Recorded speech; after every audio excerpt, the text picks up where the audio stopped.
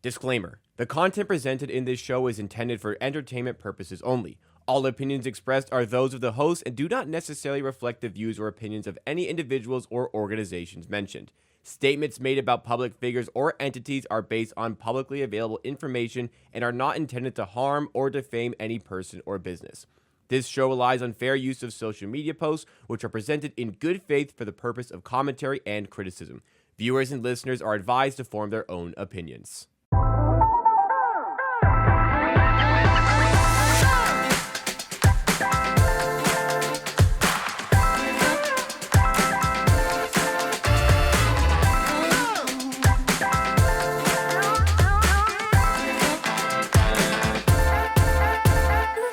It's Circle Back, episode number 20, right here on the Circles Off YouTube channel, presented by Underdog. I'm Rob Pizzola, back in the saddle this week. Had a very enjoyable vacation, but the world doesn't stop.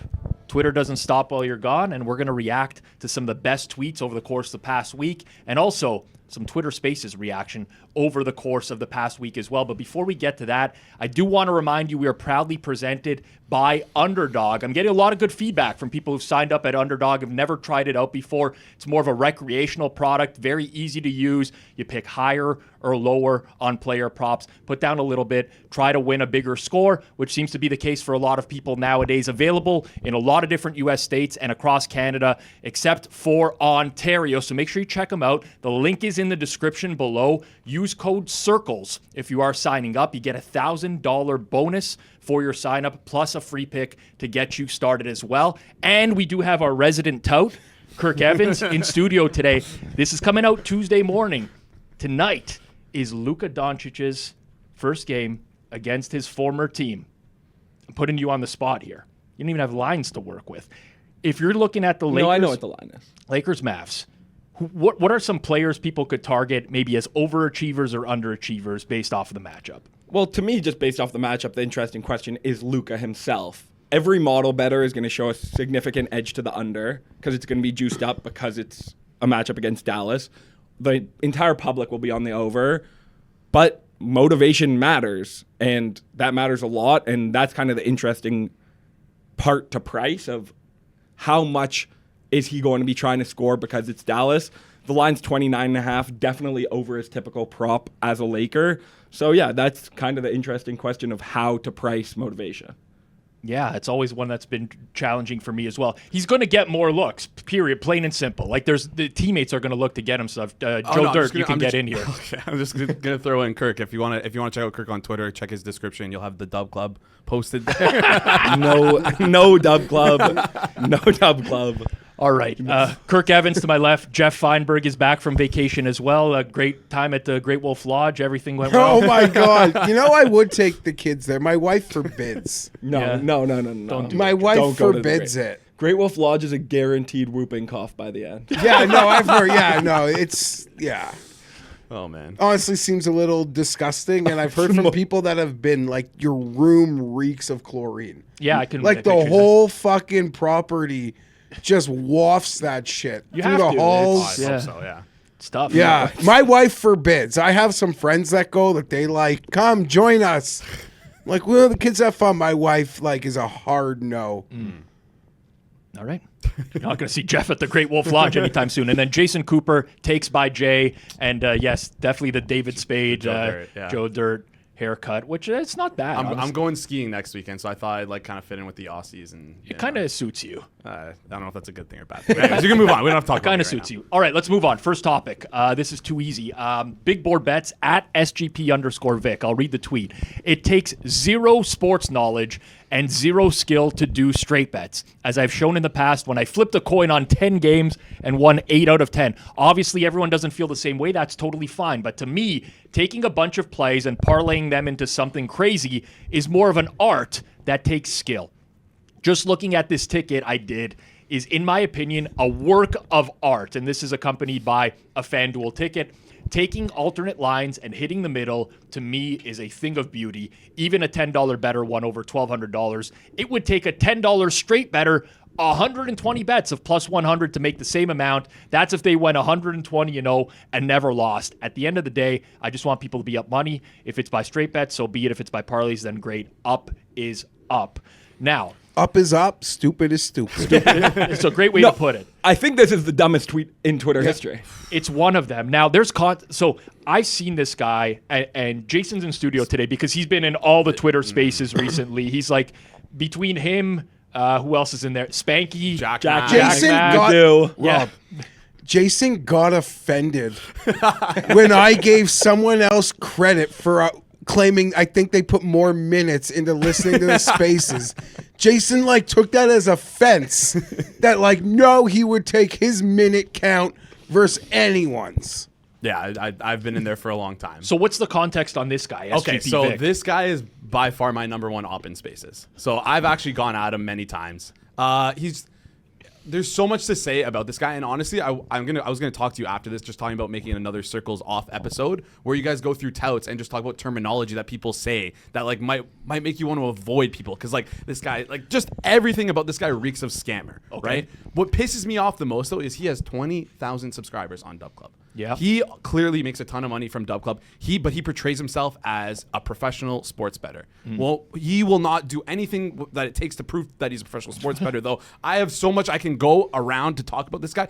He's a fraudster. He's a scammer. He's a loser. Yes, and I don't even know where to start. First of all, his picture is 11 years old. This guy is catfishing to promote his sports bet. It's fucking 11 years old.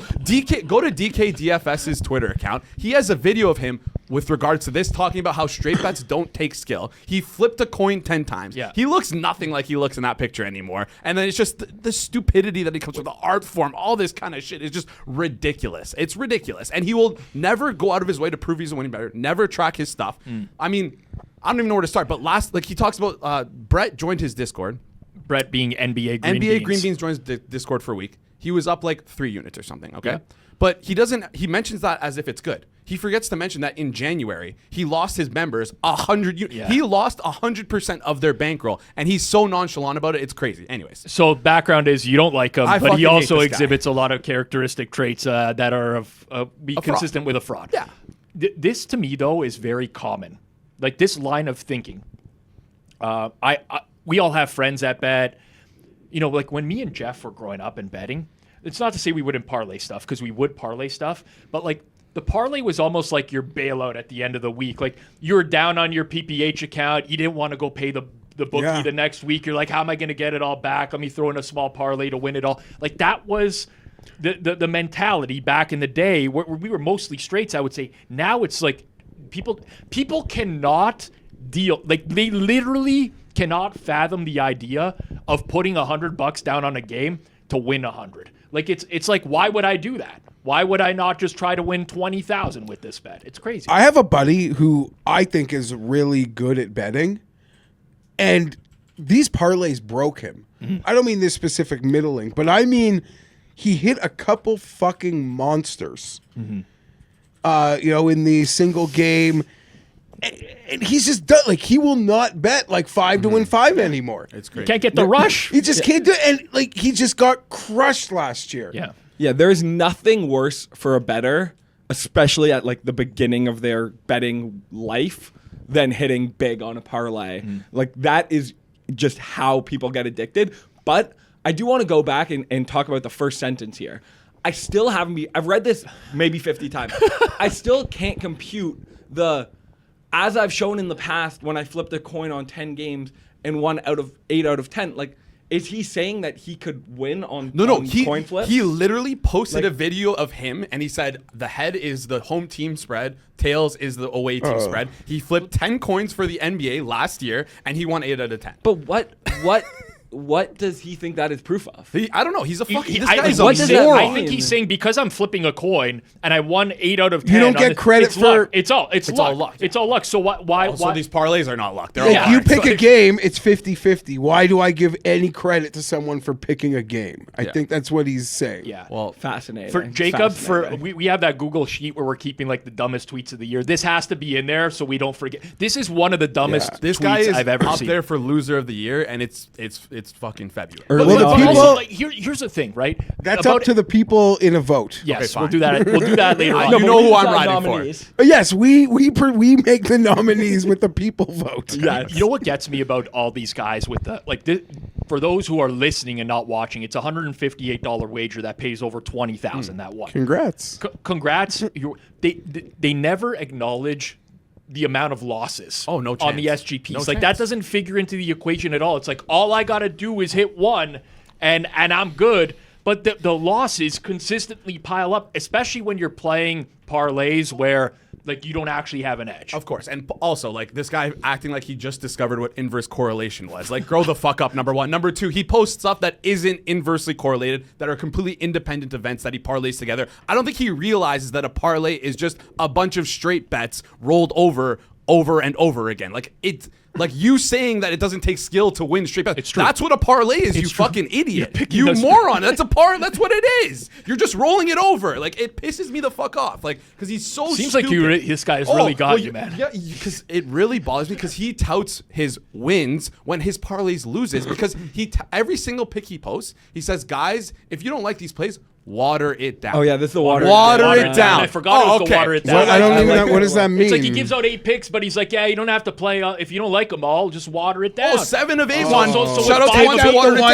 down. So Take he out the free one you don't rolls. like. Yeah, so he free rolls himself. So if 6-1, it's like, oh, anyone who watered it down would have So won. his subscribers still win, but for some reason he doesn't. And what pisses me off the most, he says he has many accounts. Whatever. If that's true, that's true. I doubt he does. He has one FanDuel account. If you're up so much, you're posting these 20K slips. Show your fucking P&L, you loser. Like, show them. Post them. It takes nothing to do. Prove to us that you're a winner. You're not. You suck. I just have this opinion. To only bet like that, you're, as Kevin Durant would say, like, you got to be a brokey. For sure. Like, only brokies need a bet for everything to pay like tens of thousands. I'm with you. It's kind of the opposite yeah. of like what he For thinks sure. it is. in my Yeah, opinion. like It's a good thing his wife is a lawyer because, like, he's probably a stay-at-home dad, no job, and like he just lucked into a couple DubClub wins, and now he has a DubClub that people pay for. And that's what also pisses me off about DubClub. They feature this guy on their front page, doesn't have a So you track think- record. listen, most likely has lost I a don't ton of think money long term. the lawyer wife doesn't give a shit if he's got set. The lawyer wife is proud of him if he's got how many subs? Yeah, sure, 20K. But like, how do you Yeah, think he good. started? Listen, I'm not saying he's doing it right. I'm just saying on the home front, I guarantee you, the lawyer wife is proud. Oh, honey, did you hit your parlays? No, Good did you job. get the subs? Yeah, well, the thing that also I really don't like about this guy is, and I haven't listened to him that much on Spaces, but my recollection is like he's one of the guys who, like, anyone calls him out for anything, there's always gonna be haters. For sure. There's always gonna be Yeah. haters. It's the BA that's the analytics tout nice guy haters. theory. Yeah, it's like- like they're all nice guys trying to help people out. Yeah. But- Well, think this what- guy's got to get hate for being because he's so stupid. Well, he is. I He's mean, an idiot. there's this tweet here. This guy's beyond stupid. But there's this actually caused. There was a huge discourse around this tweet, and I was actually surprised at how many people were responding. Like, Tell him, bro. yeah, exactly. Yeah, like, well, look at this guy. Like, Yeah. you know. It's a complete waste of time to straight bet $25 while sweating a 2-hour rigged game for $22 I love back. that. Just DoorDash at that point. This guy, like you said, it doesn't Just take much DoorDash. talent to take a minus 150 favorite to win. Like, no shit, LOL. But put together a parlay and it wins, takes research, knowledge, and skill. Like, we're bordering on insanity here at this Yeah. point. Like, But again, it makes sense that this guy has whatever 20,000 subs because like there has to be 20,000 people who have Well, these 'cause insane. Well, It's they're simple not, they're to, not like- active subs, by the way. It's just lifetime. whatever. Sorry, he has a just lot one- of subs. I get like they feel like I'll hit my quota. Like I don't got to hit every bet. I don't got to hit a bet every 5 days, but meet the quota of these goddamn parlays, and you're not like getting killed. well, okay. But it's gotta suck to, not suck, but the stress of making those parlays like down 12,000, trying to win them back. Like fuck, Can't be fun. Sure, but so especially when you're a pick seller, that adds another element on top. Like for if you're just a bettor, that's one thing. But when you're a pick seller, I can see why all of these guys gravitate towards the SGP, because you hit one SGP and you basically have a promotional tool for life. Yeah. Like people, I know this from doing our live watch-alongs on Forward Progress this year. We've hit more than this fucking loser on our live watch. I don't victory lap them or whatever, but I know, like, literally people will be coming back to me via DMs for weeks afterwards, like, can't watch the show tonight, what's the SGP? I've lived through that, so I get it. Like, it's, in fairness, the way that these guys are looking at things, especially when they're selling, it's not from the betting perspective. Because, yeah, this guy can go on a heater and he can go, like, I don't know, 17-3, but that's not going to sell him as much as it will to post that one huge SGP ticket. Well, it's a good example. Ariel Epstein, when she was on the Spaces, was like, I won't bet minus 140. And, like, all the sharp guys were like, why wouldn't you bet minus 140? Why wouldn't you bet minus 140? And she's like, I know based on the algorithm, if I post anything past minus 140, it won't get any views. Like, they think about it in terms of people seeing the bets, not if bets are good or not. 100%. But I will. The only counter I have to that is go check out Steve Fezzik's Twitter. You'll definitely get views if you. Yeah, I guess it's like a horseshoe of like. But maybe not. If you get to like minus 50,000, then people start looking again. Yeah. Pretty incredible stuff that's happening in the space nowadays. I would say it's tweets like that like help create the show. Oh, yeah. 100%. Like you Thank saw you, tweets SGP, like that and you're like, we got to do a show. Well, I will say, if the show didn't exist, you'd seen that tweet and be like, I think we finally got to start doing the show. in all honesty, for me, it is incredible content for this show. But I would rather not see those tweets and not have a show. Fair, yeah. In all seriousness, than have to react, because I get triggered by some of that stuff. But I do see funny stuff. I don't think you get triggered by the tweets, more so the replies and the amount of people that agree. That is like more upsetting than the one guy's opinion. It just presents like this state of the betting world, which I find to be sad. Upsetting, yeah. It's like I'm like, this is sad. Yeah. It's sad really that is. someone like that can tweet something like that and be making like a couple $100,000 a year from selling picks, estimated. Well, I mean, listen, there's a lot of things that are tweeted on Twitter that you think are insane and that there's so many likes and so many people agree with.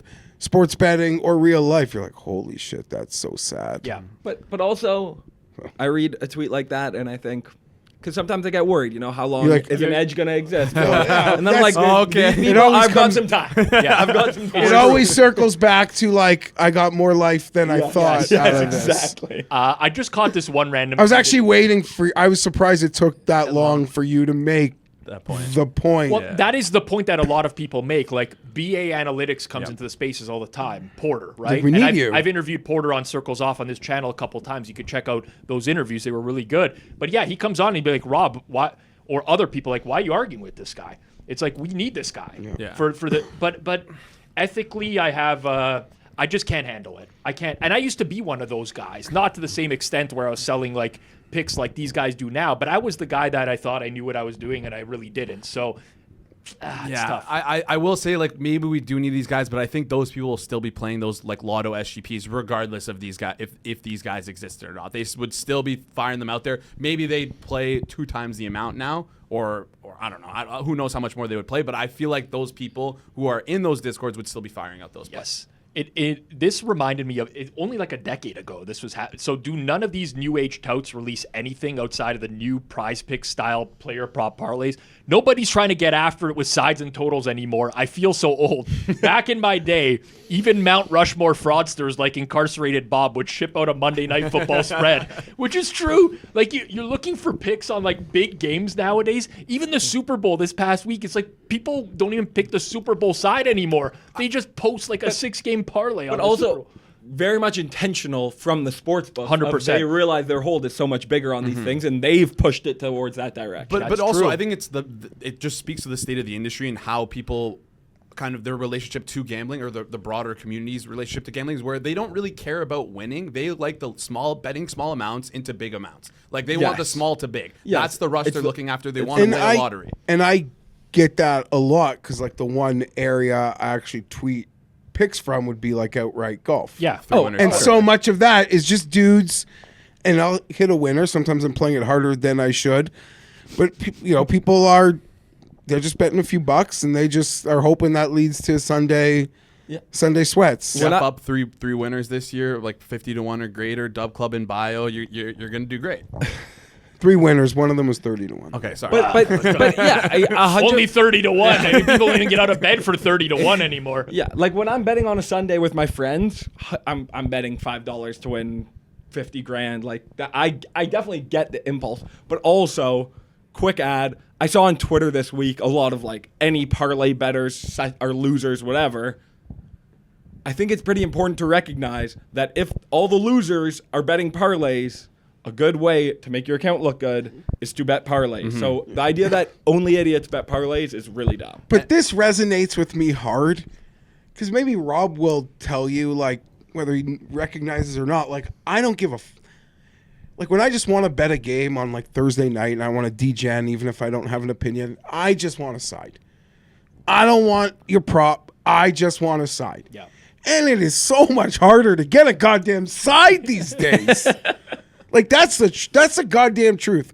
As a guy that's not really a prop, I mean, I'll play the SGPs. You'll play the first touchdown score that Yeah, DA but gives you I'm- every week, every primetime game. Yeah, like me. I'm a sucker for a tight end on first touchdown, like every You love time. your But tight ends. it's hyper small recreational shit.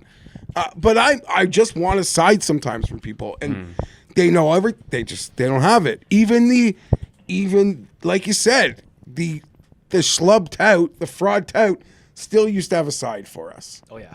In some cases, they'd have both sides of the same game. In some different cases, they clientele. would. Those were the days. Those were the real scammers. The OGs of scammers. What was that guy who's major stock down now? He was accused of that. Like a month ago, he was everything in gambling Twitter. Now he's nowhere. The guy with the nipples. C-Buzz. Seablaze. Yeah, he's He was fallen off accused of the so both. hard. He was Well, accused of the both sides. Well, also that shtick got so old so quick. He I fucked feel- up going on the spaces because Yeah. and him having to speak for more than 3 minutes, everyone's just like, this guy's not entertaining and he's a moron. I could be wrong, but where we used to work, Rob, at the radio station, I feel like we had a controversy because we sold like commercials. Yeah. To a tout. To covers experts. No, but different to like a tout who was selling both sides. Ooh, I wasn't a part of that. That's above my pay grade at that time. I was Yeah, at the it's probably poverty line. before- as, yeah. me and you at that time. I forget the guy's name, but yeah, listeners come in and be like, some of our callers are getting one side. That was I not a didn't know good that look. happened. I honestly didn't know that happened. That makes sense. We were hurting for money. Yeah, we were. Yeah, anyone who wanted to pay for a commercial, like we We pretty. gave it We, to Oh him. man, some of those commercials back in the day were something else. On the same topic, or just like morphing from one into another here. A lot of this stems from companies like DubClub and WAP nowadays, where it's pretty easy for you to sell picks to anyone. Like growing up for me, if I wanted to sell picks, like that avenue wasn't available to me. I wouldn't even know how to go about doing that. It was much more challenging. Nowadays, it's pretty easy. You create a DubClub account, a WAP account. But what I've noticed is that DubClub is actually starting to heavily market a lot of these handicappers. They tweeted this one, which has since been deleted, which is plus 99.96 units in one day. Icy Sports Plays went insane, cashing huge on Monday Night College Hoops for all of his VIP subscribers. Get $20 off your first month here. They posted a graphic. It's deleted. We don't have the full graphic now. I did add up the total amount of units risked on that Monday, and it was around 250. So I don't know how someone puts 250% of their bankroll in play, especially when all these games are overlapping. That's another story. There's this guy that's Bet Locksmith. He had like a really, really long tweet about digging into DubClub and their business model. And then, there was another video that got posted the other day, which I happened to see, which was this one guy that DubClub is promoting that is basically just like a top-down bettor. Like it's, they have this, they're doing videos, they're doing content with these guys that are selling now. And they're like, describe to people like how they can why they'd be successful with your package. And he's like, well, yeah, I open up all the sports books and I find the price that's off And it's like we've gotten to like a really low level of tout. It's now. like a video to say bet at Bovada when you start. Sure, or something, yeah, right? like Like that's what the video is pretty much. I mean, granted, I did a masterclass on this entire thing, but I'm trying to teach people on like how the betting market works. But also how to do it for yourself, not pay someone else to feed you certain plays and just follow those plays when they're only going to be there for 60 seconds and then they're gone. 100%. Well, the top down tout is kind of a new phenomenon, but it's the perfect mixture of right at the top of the Dunning-Kruger chart where these guys are like, oh, I'm winning betting. I'm an expert. No one wins in betting. I'm so smart. Then like I now should be paid for my advice. But realistically, they know so little about betting because obviously being a top-down bettor, sure, winning is impressive, but also it's pretty easy and you're pretty far from an expert. You probably just started in the last 6 months, a year, but they think they should be paid for it and they think they're smart enough that like their advice matters. But, you know, I even saw Elf talking about this, that he like sold a course on Arbing or something. And now, you know, he's starting to go down the Dunning-Kruger, recognizes he's not as smart as he thought he was, and was like, yeah, that was a disaster. I never should have sold that. Right. But these guys, I don't think ever come to that realization. Well, it's tough for them to come to that realization because, and again, I've lived through this before, man. You convince yourself that you know what's going on. Like the Seville guys used to come after me for years, and I used to just dismiss them as internet trolls, which in a sense they were, because they were. It's not like they were being like really nice to me. Hey Rob, like, you know, look at, they were like, you call you an asshole, this and that, but it really took a long time to come to that realization, and it came to it through losing money. And unfortunately, like for me, I look at DubClub. I think DubClub is arguably one of the best business models on the planet. I hate to say that. Yeah. I don't know what they've raised at, but this is going to be an enormous. I think 9 figures is what yeah, someone like mentioned they in just the raised at Spaces. $100 million valuation. Yeah. I believe. Don't quote me on that. Like this is it's a really, really good idea and execution.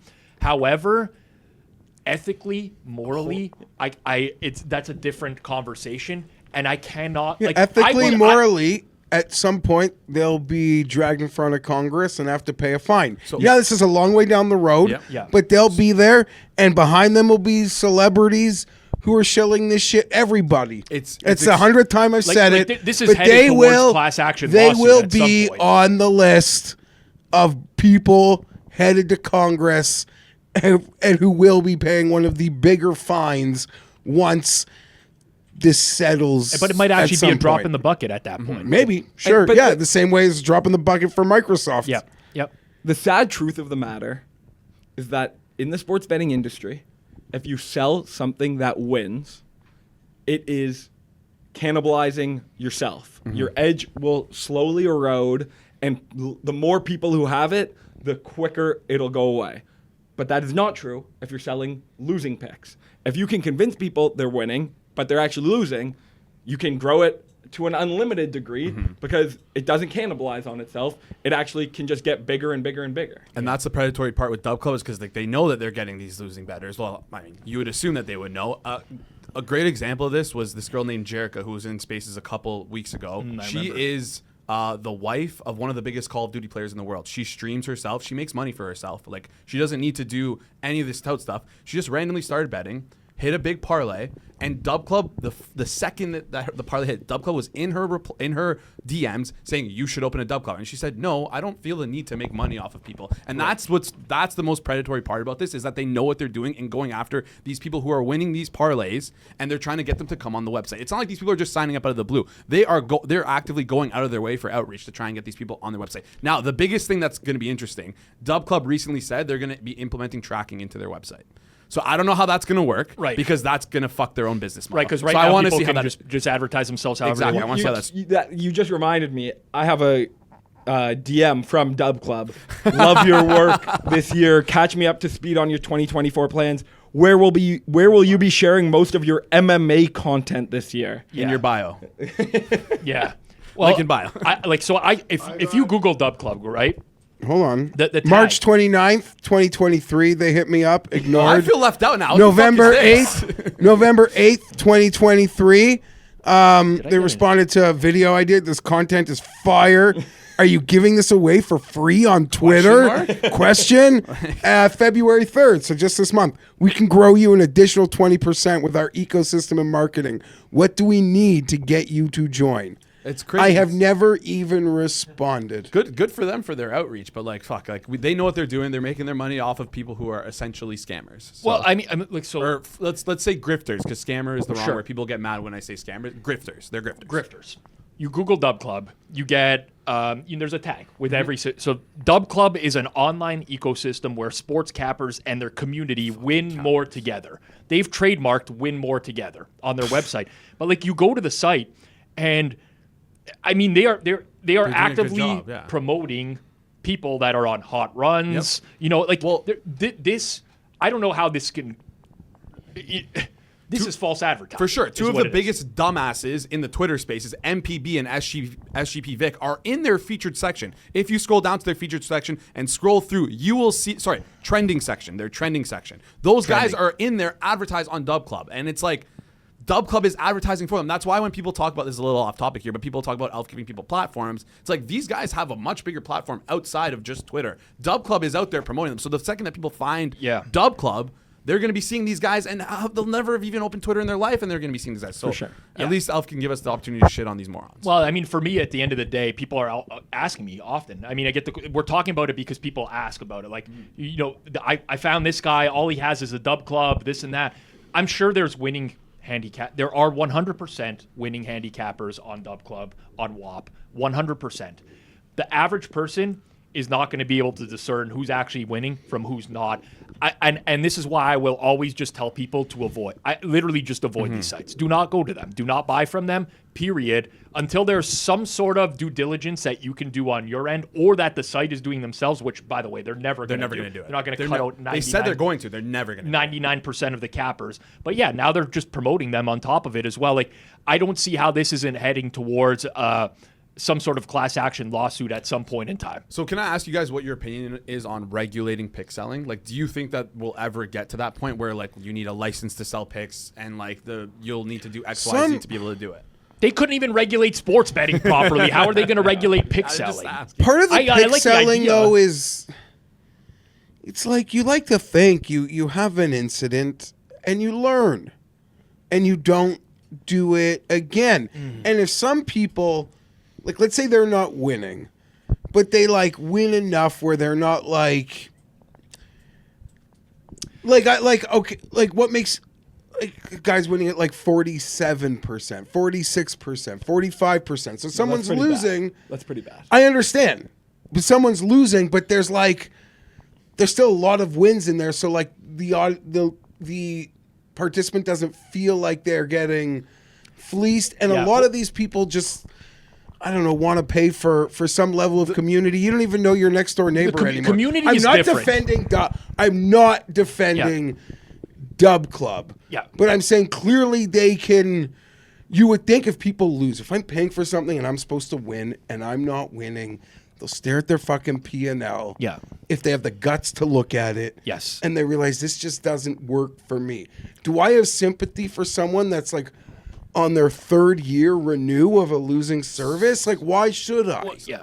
That's also the biggest problem. They can't learn that it's not working. Why should I? Yeah. I think it's all the churn though. It's I people leave, exactly. people I come, doubt people there's a leave, lot of people people come. who are consistently in there. Like So then you year get over churn- year. I get it. They gotta make that's why a they market it, business. is they churn these guys in and out, and like Or they just churn them to another handicap. Like, Yeah, exactly. So like for me, when I was in college, I want to say, what was that, 2008, something roughly around that time. I'm horrible with dates, but like I used to sit and skip classes. I'd sit in the computer lab. Whenever the NHL lockout was, I'm betting like Swedish Elitserian hockey. 0506. You know, Peter Forsberg's playing for Modo. I'm betting them every game. I don't know what the fuck I'm doing, but I'm skipping classes. There used to be sites like freeplays.com, freepicks.com. They'd have a list of like 40 handicappers, and you'd click into them, and every single one of them would give a free pick every day, and they would also like sell packages on there. But I used to track every single one every single day. And I'd get to a point where I'm like, wow, this guy's giving out 40 free plays, like 29 and 11 on these plays. I'm going to buy this guy's picks. And I think it's really easy to fall into this guy is hot. Like if you don't know anything about betting and don't understand the random variance, it's really easy to fall into the trap of like, this guy is hot right now. But when you're more seasoned, you're like, well, he's not doing anything differently than he ever did before. The results are just going his way. But I'd buy those picks and I would lose. I'd be like, fuck, this Mike wins sports. He fucking sucks. Let me go to the next best capper on the list. Who's hot now? Yeah. And I would go through that cycle until eventually I've now lost a bunch buying these picks. I have credit card debt. I've lost a bunch betting these picks. I literally can't pay like my street bookie, and I'm working for them now at this point. Like, and it gets to a point where like I need to reevaluate life. And the issue for me is that, sure, I learned the hard way. There's people who learn it way harder than that. There's people who will go down the darkest paths, right? Like there's suicide is a problem when like people develop addiction and stuff like that. And I can't stand stuff like this. It actually makes me cringe. Like I get upset thinking about it. And this is where we're like DubClub and WAP aren't going to be the only products doing this. No, there's already other guys coming into this space. What's it called? Pro Duel? No, a Sharp Duel. Sharp Duel. And I have a bone to pick with them, and I don't want to bury the lead here, so we can keep. But on top of that, which one is that? Is that the one with the one I want to talk about? Yeah. You just we'll get there. Just don't forget there. But we have, and we'll also get to this as well. We have an age now of people who are cappers. Like they're not even trying to win at sports betting. They're just trying to sell, and they're putting in the work. Yeah. I'm putting in the work. People should pay for, but no one should pay for. Who cares looking about at this last work? 7, looking at last 10. You're smoking a blunt in your car, putting together a parlay. Like that ain't work, buddy. Like that's not what it's all about. So that's the real problem I have with his name though, so he's sharp. Yes, we are going to move on here. Before we do, there's one product that you should be checking out. I'm going to tell you what it is. Nothing's worse than getting blocked from making a bet at the worst possible moment. You're ready to fire on the NBA, NHL, MMA, or maybe even an MLB future, and right at the critical time, your deposit won't go through. Your card gets flagged, PayPal freezes, or your bank account just decides, nope, not today. I started betting about 5 years ago, and I've already had this happen to me countless times. That's why so many bettors, both pros and everyday bettors, are switching to Edge Boost. It's the first ever dedicated bank account built specifically for sports betting, DFS, casino, and sweeps. No more deposit issues, no more bank interference, just smooth transactions every time. The Edge Boost Visa debit card is available across the US and lets you move up to $250,000 per day. Plus, you can earn cash back on every deposit. If you're betting $10,000 a week, and I know a lot of you watching are doing that, that's an extra $100 to $400 back every single week. That's real money that adds up fast. With that additional money you've saved up, like getting cash back, you can put down some more bets, maybe take some flyers on some futures.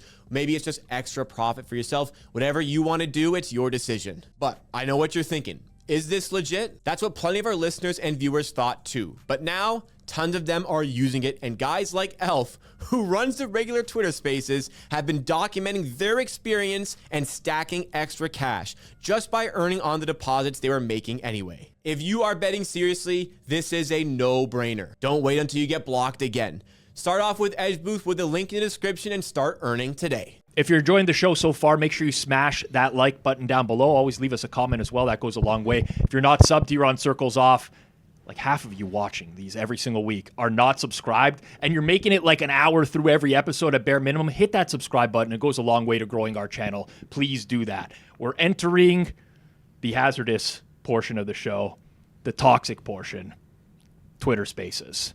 Now, I was away for vacation a lot. I tried my best. By the way, just little mini rant really quickly here. I hate when people, like when I put out a tweet while I'm away and people are like, put down your phone, man. Like you're on vacation. Enjoy your fucking vacation however you want to enjoy your vacation. When I go away, I try not to be on my phone, but sometimes I'm on the beach and I don't read books and I'm like catching up on shit. It's okay, people, like to live your life how you want to live your life. I totally agree. You can be on vacation, you can send a tweet, you could be scrolling, you're reading the internet. It's literally like you had a newspaper in the past. But if you see a friend on vacation on a Twitter Spaces at 9:30 at night, when he should be out with his wife or doing something else. Yeah, you might be wondering. That's when like you literally have to have legitimate thoughts of like, what's up, buddy? When your friend in the group chat, he's on vacation, he's at a nice resort, and he's just pumping the group chat all day. Yeah. You're like, buddy, like, what the fuck are you doing? I get it, but I don't like to judge. Like, it's his life, man. And listen, he's on vacation, so he's got whatever he wants to do. And when you're on vacation, you got the time to pump the group chat 100%. at 10:30 in the morning. Like you might not usually, but still, I gotta say, as for this week, talking about Spaces right now, it brings me right back to like university, college. Yeah, I'm about to walk into an exam room. I don't know any of the source fucking material. I didn't keep up as much as I wanted in the past week. I feel naked, so thank God our boy Jizzy J is here. We've got our resident expert. You can come cheat off my test. I'll let you look. Oh, my eyes are wandering, bro. 38-year-old Rob is not built for space. Like 24-year-old Rob, like girlfriend, but like not living together. You know, that type of. Oh, I mean, I would be. These things work on drug dealer hours. Yes. Okay. It's like you can't hit up a drug dealer at lunchtime because you want to meet up. Right. The guy's not waking up till 4:30. It's true. Okay? So everyone involved in the Spaces, and you don't have to be a drug dealer or do drugs to be on drug dealer time. Yeah. But it seems like everyone in the Spaces is on drug dealer time. Now, a lot of pro gamblers, I believe, live on drug dealer Absolutely. time. Especially the hitting overnighters, Yeah. So, I mean, this is drug dealer time to the extreme. I saw that thing went nearly 6+ hours last night. That is incredible. Sunday night. Yeah, that was incredible. I mean, I was getting I woke up and I'm like, what the fuck happened? I had so many DMs. Where are you? Get in here now. What time are the DMs? 2 a.m., right? Yeah, I'm like, what the fuck is happening? Like, this is insane. I did that once. I got into an argument with Man of the Library one night. I stayed way too late. I'm like, I can't do this to myself again, because then I have to live my life the next day. Like, I'm married. My wife is going to and sure, I can sleep in whenever I want to, but if I'm sleeping in every day, like, it's not a great look. You know, I want to carry on my life, so to speak, so I can't be in them. But Jay, there was a lot. I was looking at the guest list and I'm like, this is insane. I did love this one by this meme by Chris. Fucking art. Chris Dierkes. Art, Chris. 10 of 10 tweet. It's the meme for those who are listening where, you know, it's the guy that's sweating and that the caption there is Elf every night, and he's got his 2 buttons. One is live arb. The other one is suck up to the scummiest people on gambling This Twitter has to be hurting Elf. For sure, it is. Elf's I know that for betting. a fact. Rob, you've been in the content game a long time, from literally producing radio content to now. There is there's no money in what Elf is doing. Well, he's got sponsorships. I know what a sponsorship will pay. Yeah. For Okay. Twitter Spaces. I know what Elf could be getting at a ceiling, and I can assume what a bright kid like that would get arbing all night. Yeah. There's just no way water's finding its level here. But good for him, I guess. But he's also building a brand for himself. Spoiler alert. We're going to have a Circles Off episode come back this Thursday. We haven't been doing the regular Circles Off interview-style shows. It's really hard to balance, especially during the end of football season. We're going to be getting back into those a little bit more. Elf will be on with us this Thursday. We're going to talk to him about Twitter Spaces. It's more conversational. And for those who want to make sure I ask the tough questions, I'll ask the tough questions for sure. We're going to go down that path. So Elf, Thursday, 4 p.m. Eastern Time, here on Circles Off. But Jay, I mean, there was just an insane amount of stuff that happened this week. Quick TLDR recap. I believe the Monday night, which again, it's crazy. People will tweet at us on Monday night being like, are you guys going to cover the Elf Spaces tomorrow morning on Circle Back? Guys, we record it the day of Monday. So if there's an Elf Spaces on Monday night, I guess people are listening this Tuesday, yesterday night, we're not going to be able to react to it. Yeah, in fairness to Elf, though, we like to talk about the gambling drama, and and people are mad that we talk about the Spaces. But so much drama comes out of those Spaces. I mean, listen, note to people out there where they're like, there's 40,000 people listening to these on a nightly basis. people care. And there's 1,600. It is almost like the center of the ecosystem right now.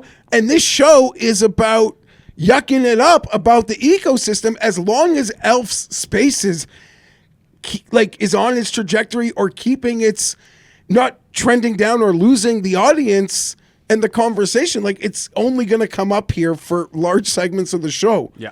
We had Taylor Mathis on for 2 straight weeks. We were like, don't talk about her again. She didn't do anything for a while. We stopped talking about her. If this Elf Space stops doing something, we'll stop talking about it. But until then, we are in. 100%. Jacob, can you hit the next slide here really quickly?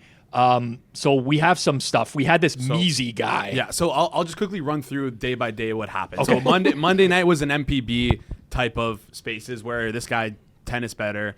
I got into it with him before. Yeah, he's a fucking moron. Yeah, that guy's a moron. He was yelling at Spanky. He's comparing how much money they make. I will say he's somewhat a smart enough guy where he's at least done research into what CLV is. Where some guys would come on and just be like, I don't care this about guy. CLV, Listen, but he's a fucking 22-year-old idiot who is going against the wrong people. Okay, it would be nice to live in Santa Monica with an engineer father. Yeah, wouldn't it? Like right. This is who can buy your way onto a college tennis team.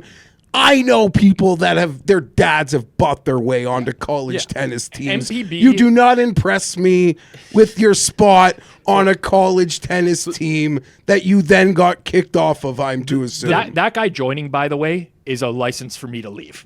I tell you right now, I'm so done with the. He's an idiot. This is the problem I'm personally having. I don't know if you guys agree. To me, too many of the shticks are just like played out. Yeah. At this point, like I know what this guy's gonna say before he's gonna say it. Like, I don't find this entertaining. I will say it's entertaining that first of all he's down so much money to these bookies, but then he says he's up and he's not willing to pay them, which is whatever. But you know what you probably shouldn't do is go after a career criminal. And sorry, I don't want to say career criminal, but Gene, who has gone to jail, has admitted on these spaces that he shot people, saying, fuck this guy, you're a pussy, you're not going to do anything. Gene offered to, and I hope he doesn't, God forbid, he's out of the game now from what I understand. I don't know Gene very well. I don't know him at all. I don't want to speak on him. You guys are very close. close. Is this like the Gene Borriello Gene guy? Borriello, he has a podcast, a crime podcast. But he said he'd be willing to take on this guy's debts so that he could go smack him up in person, basically. Allegedly is what he said. And this MPB guy is like, you're not going to do shit. I do not have the balls to say that to someone who's killed someone. To do that. Like, that is absurd. The way he talks to Spanky, who he needed someone dead, like said, I don't know whether this could be true or false, but that's the guy I'd call to help let me set it up. Yeah, I would not be threatening. Sorry, are you Spanky. suggesting if you needed to get someone taken out, Spanky would be your go-to? To help me get in touch with someone in sports gambling, if I that would be the guy. He wouldn't do it, but I'm certain he could put me in contact with someone. He could connect you to the right. Who would get me on the right path to doing it. Because Rob, I don't in my day school. No, we don't know how to get into contact. I don't know anyone like that. I completely get it. The one thing, so the MPB guy, we'll move on from him in a second. Someone read out, one of his bookies came on and read out his plays. These are like $30 bets. He's a small time stiffy. Okay, he has come on to these spaces multiple times, and he's like, don't pay the bookies. These people are the scum of the earth. They're just out there to extract money from you. Don't pay them.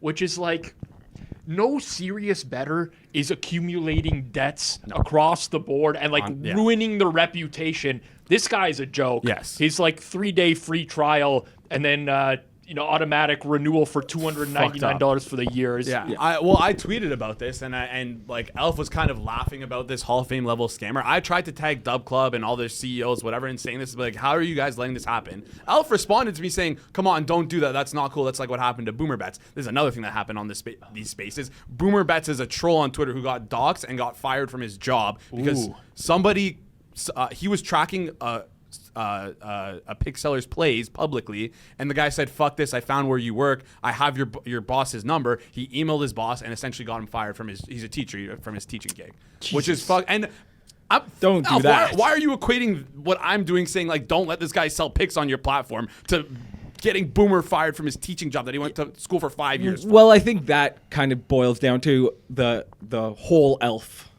persona these days, and you kind of said this too, of like, the first like 5 days of the spaces, if I was doing something else, I'd be like, oh, like I wonder what's going on. Now to me, it's totally jumped the shark. Like in the sense of there are still so many people on it, but it's the exact same every time. Yeah. But I had to get back in. I literally had to ask someone like for a timestamp. So that was good. I need the Well, timestamp. that's it for me now. Because I that's think we're the in the only same effing well, he way. hired that guy. Yeah. No, They yeah, call but us- so I was like, listen to this. This was great. I'm like, you got to give me the exact time because I can't do it any other Well, way. I can't. right Like, now. I cannot commit. I have a life. Like, Are you saying I don't? Well, yes, kind of in a way, but we're talking like 6 hour spaces. I'm not committing to wasting 6 hours of my life. Like, you tell me the next day, Rob, you got to go back and listen to this. This is really entertaining. I'll go and do that. Some cases, some rare, in real time, someone might reach out to me and be like, you got to get in here like right now. Sure, I'll do that. But I'm not going to be the guy when like the spaces starts at 7 p.m. or 8 p.m. or whatever, that I'm in there, I get elevated as a speaker like Jason does. It's the same guys. It's the same crew every single. I'm like, I can't be this guy. I want to be in it right at the beginning and chanting Elfy, like Springer does. Yeah. Well, so there's a big difference, right? See, I've heard that comparison a million times. I might even offer that comparison. Jerry Springer had multiple producers who were booking shows for him. And they were trying to find the fucking craziest storylines out there. But they would book them and they'd get these people in studio. Springer didn't fucking fillet them for an hour. Springer would go in on them as Yeah. well. Like that's kind of get like Elf, I get what he's doing. I understand why it's happening. Like, you're reaching out to guests, come on, I'll protect you, this and that. But at some point I get it's tiresome for me. It really is. Elf gets an A to an A+ of the grind of getting guests. Yeah. For sure. Measy, that's a good guest. Yeah. Mickey, that's like an amazing guest of like a guy who's done a Unbelievable, ton yeah. of YouTube, a ton of stuff, and look, the thing about Mickey is either he has a baccarat edge that no one on earth has ever discovered in the history of the world. Yeah. Selling for $50 million, by the way. Or he is a scammer. Yeah. Those are the two options. But the thing about Elf, and it's honestly not even really his fault, but he has not been around long enough. He does not know enough about gambling, and he is not confrontational enough as a person to take these guys on. And I tweeted about it last night. People come on and start saying stuff, and Mickey, like, it's so easy as a position of being accused to lie because all these lies are unprovable. Mickey's like, I'll bet you, I'll do this. Oh, I know this guy, I'll call him up. And like all those things are pretty unprovable. And Elf is just, oh my God, that's such a good point. Oh yeah, great point. It's glazing not was like insane moderation at this point. No. You could be Centrist. He's not. a He's centrist, not. right? And like give people their opportunity to come in, but like it's not happening. Yeah. And these are bad people. Like this Measy guy. Oh, yeah.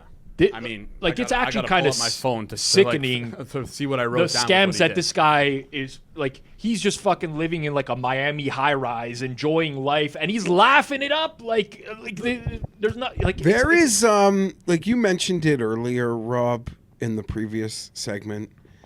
These younger guys, like, sure, there's a few out there that think they're winning bettors when they're not, but the majority of them, like, they have no problem just being scammer. It's Pieces like of a shit, cultural man. thing. They are totally cool. because it's money. Jeff, money. what People we don't- like? yeah. I don't know that. Like, I I'm not wonder, diminishing what money and doing the job, but I don't know. It's just like they have fully know they are scamming. Yeah, but it like the money matters. Okay, like think about when we worked together in our early 20s. I don't know what you were making, but I was making like $35,000 a year, something like that. Okay, just to be a producer for a radio station, and then it was like, okay, Rob, like you can go on air, and it's like you're gonna get a pay bump to like 38, 40,000, something like that. Imagine someone came to me at that time and said, "Hey, Rob, you know what? You can sell your picks on this platform. You're gonna make $150,000 a year." I thought I was like literally a winner at that time. I would have done the same shit. Okay, I agree. It's like, but what about the people that know that they're scamming? That's my point. There's a lot of people. So yes, that's why these people like Measy. What's the Baccarat guy? Mickey.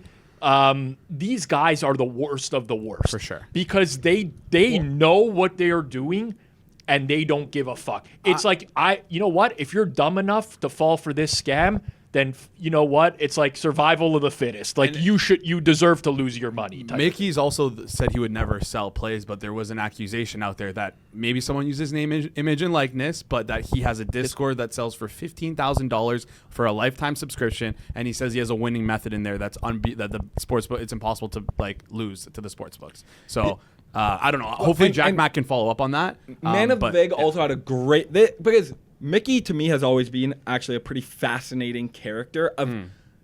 It was obviously a grift. Yes. But I wasn't exactly sure what the grift was. Go to Man of the Vig's tweet. Yeah. But it makes perfect sense to me that the grift is he claims he's this like tens of millions dollars winner. Yeah.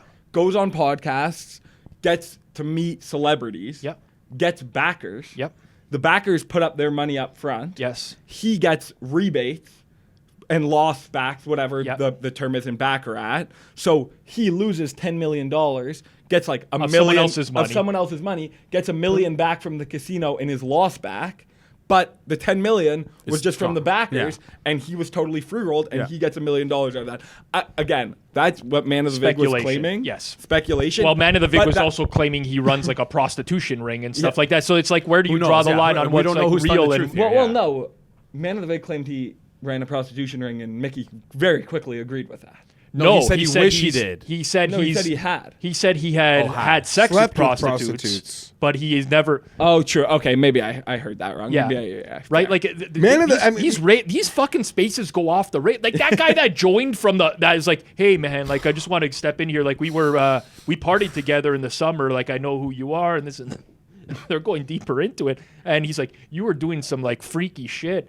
And Mickey's like, what are you talking about? Like, he's like, oh, you were peeing you're pissing in two girls' mouths I saw that on in the Twitter. corner. Like that's fucked up. He's That like, is no, fucked I up. like that. Like that's what I want to do. Like, this is insane. Yeah. Like what I'm listening to, I have to pause sometimes and rewind and be like, because I'm often doing other things. I'm like, did I just hear Yeah. what just happened in this? Like, it's crazy. Yeah, no, that's very true. And tell me if I'm wrong here, but it seems as though there have been multiple people who use the spaces, Measy included, who kind of are getting back to the pick selling. Oh, they yeah, go for on the sure. spaces to launch a pick selling. Well, that's the product. problem. Yeah. Like, and it's like Mickey, that guy, Baccarat guy.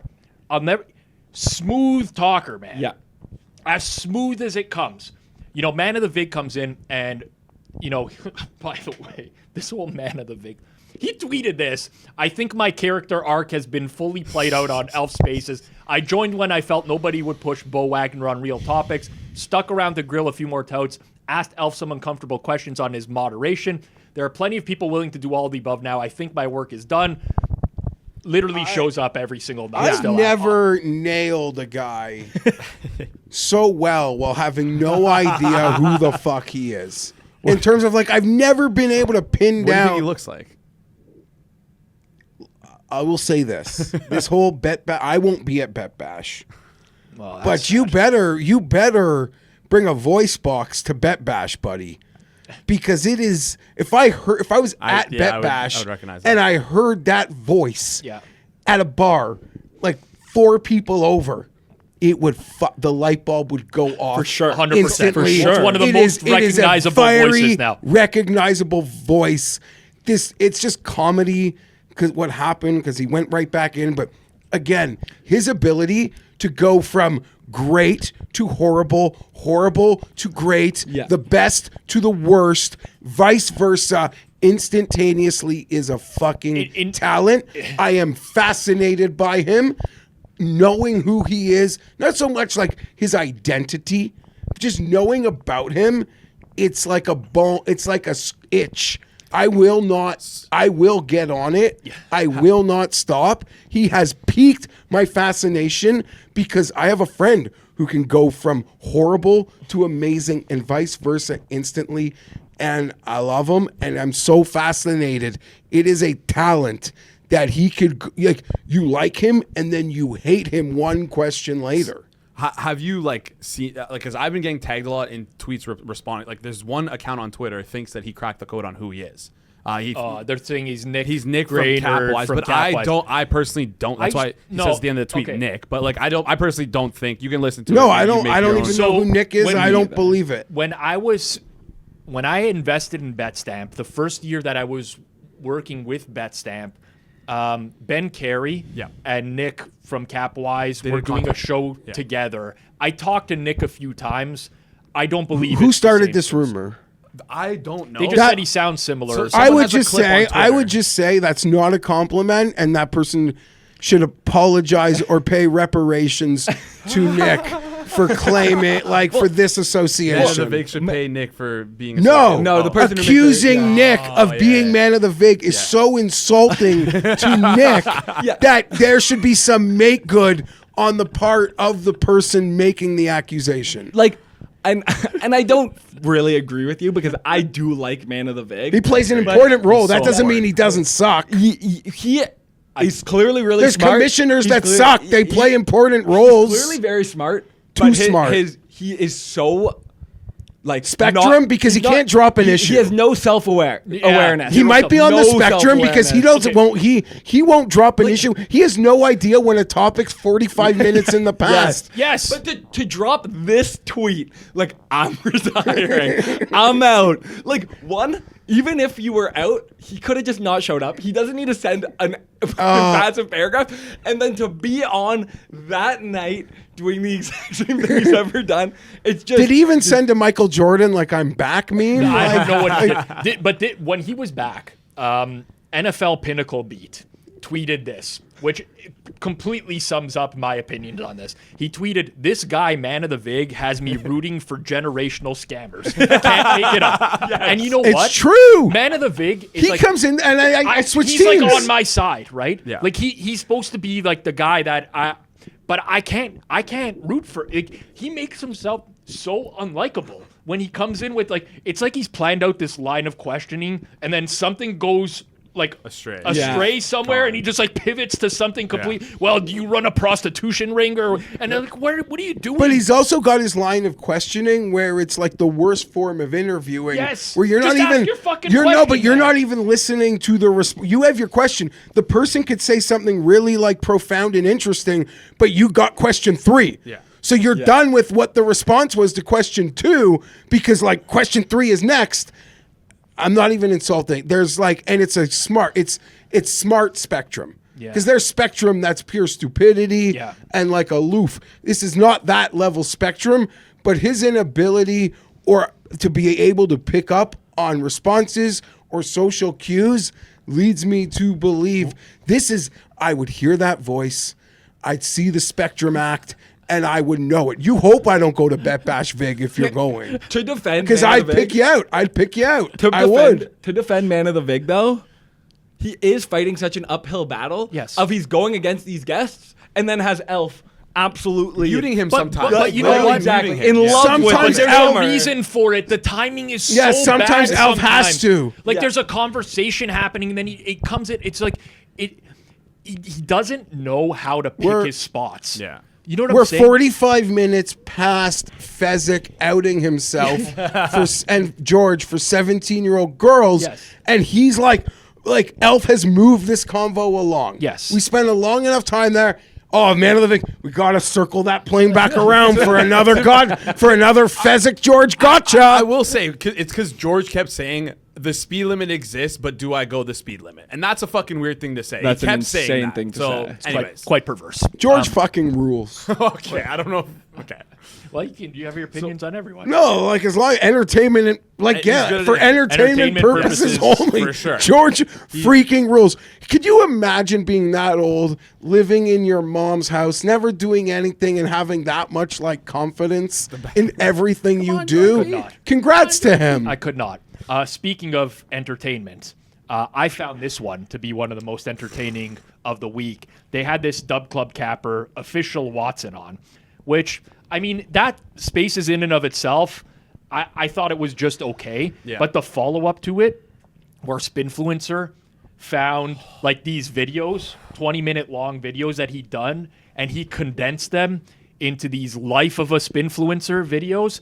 I actually believe we'll link to this in the description below. We'll link to both of these because they are actually so good they must be watched. This is some of the funniest betting content that has ever been put out there, and I think it's because this official Watson guy takes like the capping so seriously but unseriously at the same time. Like he's just like he's dying to win for his clients. It's like we need to hit this lay and this, but like it's the most unserious level of handicapping. This was so good, man, so good. Yeah, I loved it. This is at the year-end awards. This might be up there for like content of the year. Yeah. Oh, Like this is, you will get a chance to give this thing an award. It is that good. I promise you an opportunity to award this thing. Rob, if you said, I'm going to make an SNL Chappelle show about betting. Yes. You would do this. Yes. This would be the clip, and you'd write it and be like, it's too good. Like, you would literally be it would be the greatest clip ever. That's what I thought watching this. This is like if Chappelle's show did a skit on sports betting today. Yes. It's fucking art. It really is. It's. I mean, you have to see it for yourself, really. If you haven't watched it for yourself, like I said, we'll link it in the description below. But he also you won't have a better 4 minutes in your day. I don't totally agree. You will not. Yeah, I mean, it won't be 4 minutes. It'll be 12 because you'll watch it 3 times over. There's no chance you're just gonna watch it one time. He drops like the perfect line of like, people in my DubClub like don't get it, like that when they lose, I'm still winning. Like.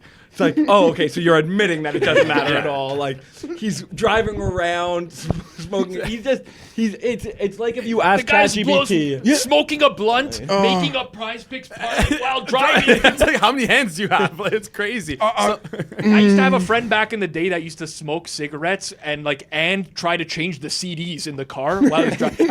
I'm like, Jerry, like, no, like, I'll change. I'll hold your change. cigarette and he's for got you. like a coffee too. He's doing all these things like legs on the wheel. It reminded me of that. It's truly epic. But I think like for the grand finale of the week happened on Sunday night, and it was the spaces where Mickey joined, but Mickey joined under the pretense that he would not allow Sean Perry to also be on because they have a pre-existing beef. But Sean Perry joined later, well after midnight. And 2 a.m. 2 a.m. Sparks flew. And he's been in, Sean Perry's made a comeback now. He had this welcome to my come out party 3-minute video where it's like, he's going to be taking over the internet, had to buy a gun for protection, which looks like he didn't cut the price tag. From this still, gun is just hanging there. From this frozen image at the 8-second mark of this video, I don't know if it's like weed. He looks high as fuck or as burnt out. It could just be something. a bad He's crashing out. He looks like he should be someone who is owning a gun, if I'm being honest. I would agree. Looks like he's going to return That it. gun does look price brand tag. new. Like it is fresh from the store. He did. I mean, there was people. I was in. I don't know guns. I've Twitter actually DM never group fired one. Where they were trying to figure out what gun this was or whatever. It's like $160 gun. I don't know. A lot of internet sleuths out there. Anyways, he's making this comeback, but I also saw this beef. He's got a lot of beefs going on, and this is his whole thing. Lots of people are lying about me. I'm coming out now, and I'm setting the facts straight. He released this series of text messages that he had with Daniel Negreanu, where he was really upset that Negreanu retweeted something about him, and he reached out to him privately and said, "Hey, man, just want to know this wasn't cool."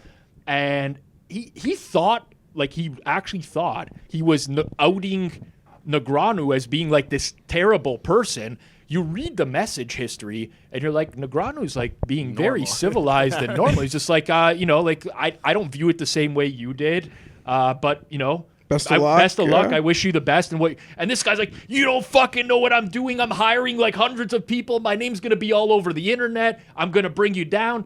It comes off as extremely unhinged. The tagging the New York Post and the New York Times saying oh, I got a story about this guy that stiffed me and whatever. This is not normal behavior. This is, I would be mildly concerned. And then I heard him in the spaces, and this guy just talked for like an hour straight, like uninterrupted, just like like. So really, like drugs? Like what? I'm not gonna like. He said that he'd been awake for five straight days, which is almost impossible to do without drugs. He also tweeted like, "I'm about to break the internet tomorrow. My Yeah. podcast is dropping." Dropped the podcast. It had like 6 likes. Like he's just he's crashing out. He's crashing out. He's very much crashing out. Hope he's okay though.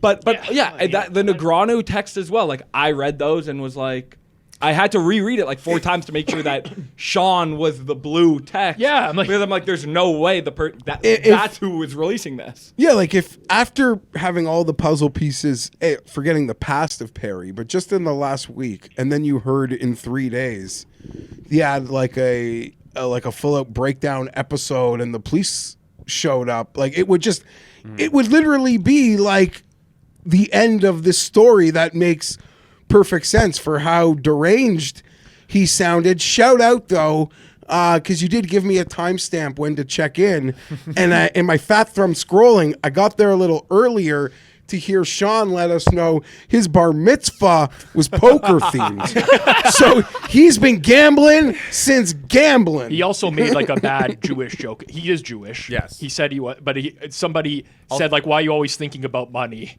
And he was like, I'm Jewish. It's like all like it was, I was like, that's probably pretty offensive for a lot of people in here. Well, I think a lot of don't think you need to be Jewish. There's a lot of people who aren't Jewish that are who are on the good or bad side of money, who are going to be up at night thinking about it. Yeah. Well, I mean, I found it like what I found interesting about this spaces is that he came in with like all these people that are like are his friend, and not all these people, but like here's an example. It comes into the spaces. He talks about how Circa runs a great business. Jeffrey Benson, good guy. They used to take over bets from me, then they just reduced my limits back down to the standard limits or whatever. He was offended by that, by the way, as if like if you win at betting, that's just normal. And sure, but Jeff Benson shows up in the spaces like, hey, what's going on? Like they're chatting, and he kind of like explains that exact situation. Jeff's like, just to be clear, like you didn't take us to the cleaners. You're like a lifetime loser on the account, and like from there, kind of like pivots a little bit. But later, the stuff with Spanky, Spanky was in that spaces from the start, and Sean came in, and there's like 3 or 4 times where he tries to get Spanky to vouch for him. He's like, Spanky, you're a winning bettor. Like we have overlap with guys that we work. That I win. Like and Spanky doesn't do it. And then at one point, Spanky flat out comes out and says, I cannot vouch for you. Like I know some people that you work with that win, but I can't vouch for you. And I question why someone who wins at the rate that you would be selling these pick packages. And from there, boom. Flipped on its head and fucking fireworks, dude. Nuclear. I will just say, as like a total, like at that level, like a casual, his response to selling picks until you hear, I give Spanky his like grand poobah status. Yes. And I do think if we were doing total minutes of the spaces listened, like he'd be the league leader, but he probably feels it's his obligation as like the grand poobah of all of it. For those not familiar with the grand poobah, it's like a gatekeeper. It's just like the guy at like who sees and hears all, like Oz. Is that is this a common term, by the way? Sorry, I don't want grand poobah. Yeah. I think, exactly we what gotta I write meant. this down. I have absolutely no. I know. So I knew what. I don't know who that is. I don't know what character I'm speaking of. But yeah, I think there's a delineation This is of a like top 5 Jeffism. I love no, this. there's no way. That's Pheasant right. for sure knows what you're talking about. He'll tweet about it this week. Wait, but Yeah, what older was people. Perry's reaction to Sorry. the pick selling? He said, "I sell picks to get people who can afford my service. They are like." He assumes like high net worth people who have the exact types of accounts. Then I partner with them and we crush it together. Like it just helps him get a consortium of VIP, name the street book account. Sure. That was sort of like I use the subscribers to my own benefit. Yeah. It was almost like another He way. kept saying over and over that he has 6,000 accounts that he He can said bet in. 60,000 first, by the way. But then you hear someone smarter saying, like, that's actually Yeah. doesn't work. Logistical Yeah. nightmare. Yeah. So, I mean, so once Spanky didn't agree, then we got like some real, Sean, what I don't like about Sean is a lot of the terminology that he uses and like a lot of this, he kept going on and on about like, if I was only betting the amount that you're betting, I would kill myself. He said that to Spanky about 5 times. If I was only betting $100,000 a game, I would put a bullet in my head, Unalive, is yeah, what he yeah. kept saying over and over and over. He tweeted this right after the show and then deleted it. This is for Spanky. If I was your age betting as small as you are, put a bullet in my fucking head and go listen to your boss and sit down and listen, little boy. I'm my own boss. You're a fucking servant. Eat a dick. He is Hurrah, baby. He is sports gambling Kanye. Yeah. Oh my That's God. a Like great the call. way he's just talking Wow. to people. It's a great Yeah. call. Like he is essentially playing that lane. Like I'm going to do Kanye for the sports gambling ecosystem. Yeah. It's funny that Who fucking writes that? no, this is crashing out as well. But I'm happy to to the crash out. Someone got to him, whether it was his own brain getting to his senses to delete that.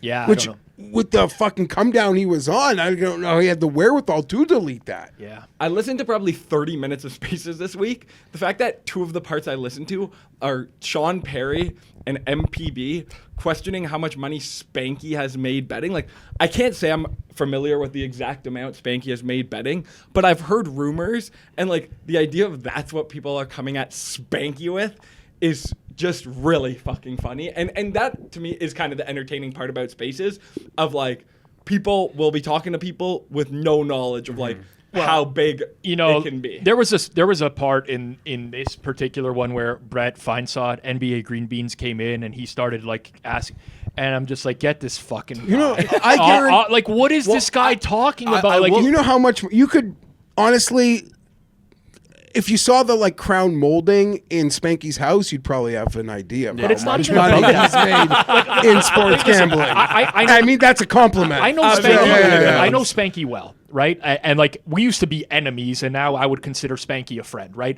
Like he's not like Sean is.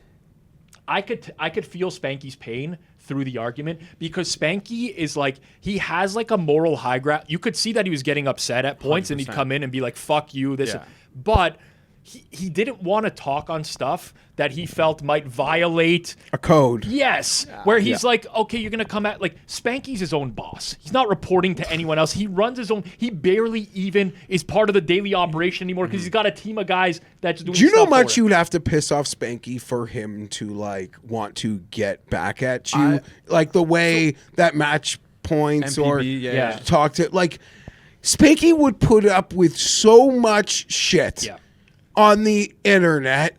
Like I say that as someone that has probably misrepresented a situation at time to time with like to get to the level of pissing him off, you probably have to cross such a fucking line. I know. I was gonna ask you this. When was the last time you saw Spanky kind of do this publicly towards people in the sense that like because he's pretty reserved when it comes to Twitter nowadays. Like he kind of has Be Better Bettors, has his stuff like yeah, like He will I don't think I'm giving away too much here, but like when he's really pissed about something, he'll privately message me. He'll be like, "Hey, Rob, you have some time to chat," and we'll chat and we'll just like talk through it. This one was just tough because like there was a name that like the name Sam came up. Yeah, not losing better by the way. Not Sam losing better, but basically like Sean's throwing out these allegations and all these things at him, and from what I'm trying to like ascertain what's happening, but it really sounded like, and I haven't confirmed this, but it sounded like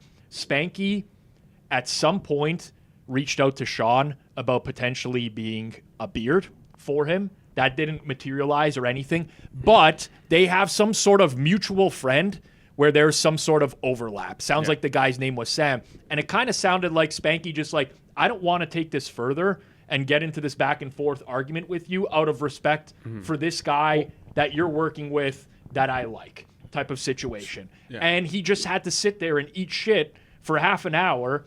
And I mean, at some point he got triggered enough, but like, I do think as time progresses, there's like way more to that story than the average person tuning into that spaces would realize. Yeah. You know what I'm saying? Yeah. And I mean, yeah, just the way that I don't know anything about Sean Perry, but I would listen back to it this morning. I literally fell asleep phone in hand listening to the spaces last night. Yeah. And I wish Sure I wasn't didn't. dick in hand, probably. I mean, oh, Jesus Christ. You've got 2 hands. Well, you were probably beating it to that guy's wife. Yeah. BC, yeah. BC Bettors or whatever, right? Yeah, You want to do this? We can do this because Have honestly, we wrapped? I don't want to do this until we wrap up. I think we've No, wrapped. no, I- no. yeah, I think honestly, we're done. I was just gonna say Sean Perry's probably a beard. I don't know, and I wish someone pressed him on this on the spaces, but it was also 2 a.m., so I don't blame anyone for not pressing him at all. Oh, Sean Perry, I'm sure. I mean, He says I'm sure he's making a lot of money through the pick service. Oh, for sure. By the way, he said he wouldn't wake up for $300,000 a year salary, but he's selling players for $1,000. So He's- Yeah, but he's making a ton. Like there are guys that are great promoters, right?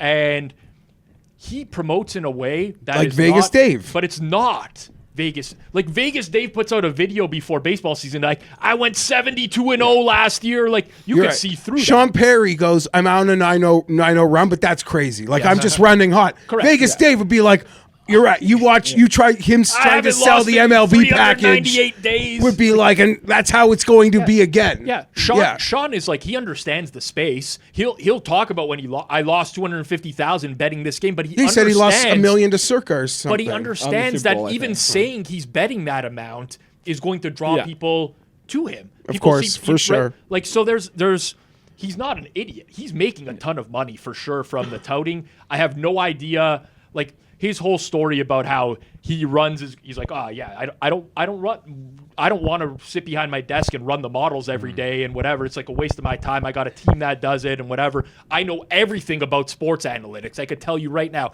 everything about every league. Like it's all show. It's all show. It's promote. He knows how to speak. He's not stupid. But I mean I think he was in a bad state when he entered that, just based off of like the talking, the nonstop talking, the tweet post, and like how he quickly flipped like in an instant on Spanky there. But yeah, we do got. I mean, we can go back to Measy because it's crazy. We talked about all this stuff, and also the craziest part is that we haven't even touched on the betting queen who went into spaces, and everyone knows she doesn't have an edge, but quickly she's like, yeah, no, I definitely don't have an edge. And the best part of that space, which was hilarious, I felt bad. I didn't want to talk to her because it felt like punching down. She was very obviously knows what she's doing, right? She has her boyfriend in the background coaching her as to what she should say, and you could clearly hear it. But anyways, that's how big these spaces have been this past week, is that we're not even talking about the betting queen, who's one of the biggest, I don't know if it's scammers, but anyways, Measy, who is, I mean, I don't know, this guy's scam people on Discords. He scammed people for his Twitter account. Casho King bought his Twitter account. He said,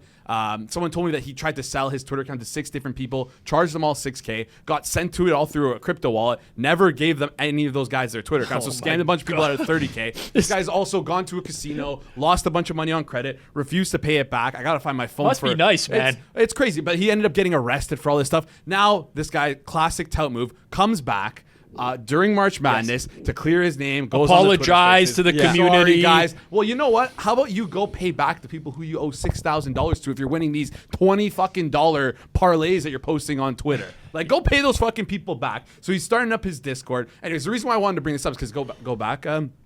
Jacob, I didn't see this. He has a Sharp Duel in his Twitter account. So Sharp Duel, for those who don't know, is basically a DubClub WAP clone or Whoop, whatever the fuck it's called, who, I mean, the people who run it think they're God's gift to Earth. I got into it with one of the Sharp Duel guys. Those guys Which one? BC? No, I think it was EV Longshots, maybe?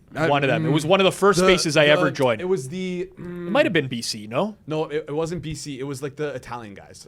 Maybe I'm being a little Yeah, no, racist. it's fine. That's what you, See, it's hard I'm also to it's hard it's to hard to keep all this. yeah. shit but it's hard to together. tell which one. If the Avies keep getting switched, it's hard to know. Sharp Duel, they think they're God's gift to Earth in the sense that they are banning people who are outwardly scamming. Congratulations. But you know what else they say they should be rewarded for is that they're planning on implementing a pick tracking service. Motherfuckers, you created the fucking product, but implement it before you release it. Implement that shit before you release it.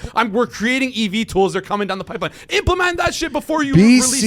BC Putts has bigger problems. He's got bigger problems. Okay, so because- can you provide the context to my jerking off to his So I girlfriend don't- joke. Wife, or wife, joke. wife. I don't even- So people don't. This wasn't even on Elf Spaces. This was on Omar Spaces, which is something we got to talk about in the near future. The Elf versus Omar stuff. I mean, it's crazy what happened there. Maybe that'll But- come up on your interview. Yeah, It maybe. might. I mean, Omar's tagging me like every single day on Twitter with a So clown emoji. he's also Pizza, crashing it. clown. I mean, this guy's doing 12-hour spaces. Yeah, He's it's too done hard to keep track 1/50th of. of the views of Elf. Hey, Like, I feel bad so- for the guy, but like your product is not good, man. So Give it to us. What Yeah. happened with BC Putts? I believe it was Billionaire Bets or cover. I forget who. Someone leaked his wife, right? And this guy, instead of like in his response to it, is that my wife isn't fat. No, he leaked it No. himself. No. It's- Okay, you this might is, have no, it no, wrong. you've got it Jeff, wrong. you This get is Jeff- what happened. okay. I This is don't what- even know. I'm not even This is- in this. this is what happened. I got you you. go. Thank you. Someone called his wife fat. Yeah, yeah, yeah. fat Sorry, on a sorry. space. On a Spaces, on a Twitter Spaces. Again, someone who obviously had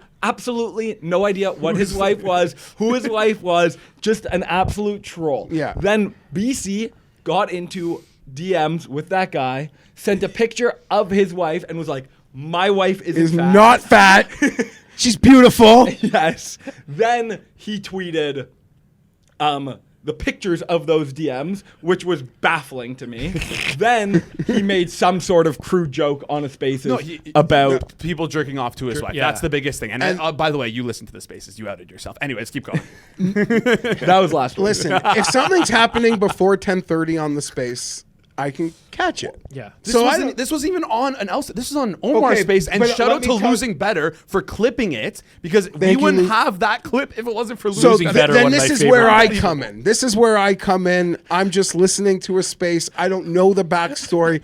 The backstory is then being told. Losing Better, I guess, clips it. So thank you for Losing Better. It was one of the most pathetic conversations we've ever heard. I don't know what's wrong with the younger generation right now.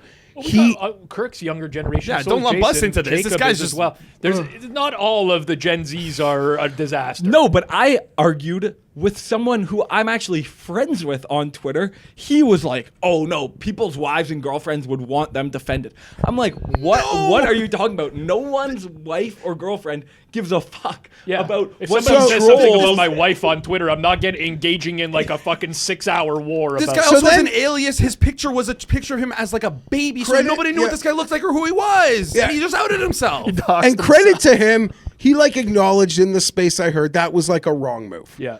Tweeting the guy the picture of his wife. No that shit, was the buddy. wrong. Fuck, like- That was the wrong move. Like, who cares if someone called your wife fat? There's no era of the internet where my wife would have ever given a shit. Unlike back in the day, on like message boards on a website, Yeah. a covers webs. Like, there's no way. But he comes in there, and I'm gonna paraphrase now, but it was one of the most pathetic things I've ever heard. BC, I hope you have a prenup. You look like looks like there's some nice Southern coin somewhere in there, Yeah. some vineyard yeah. vines, Oh, yeah. some nice what do you call it? The South Carolina colors, the pattern. Yeah. What is that nice pattern?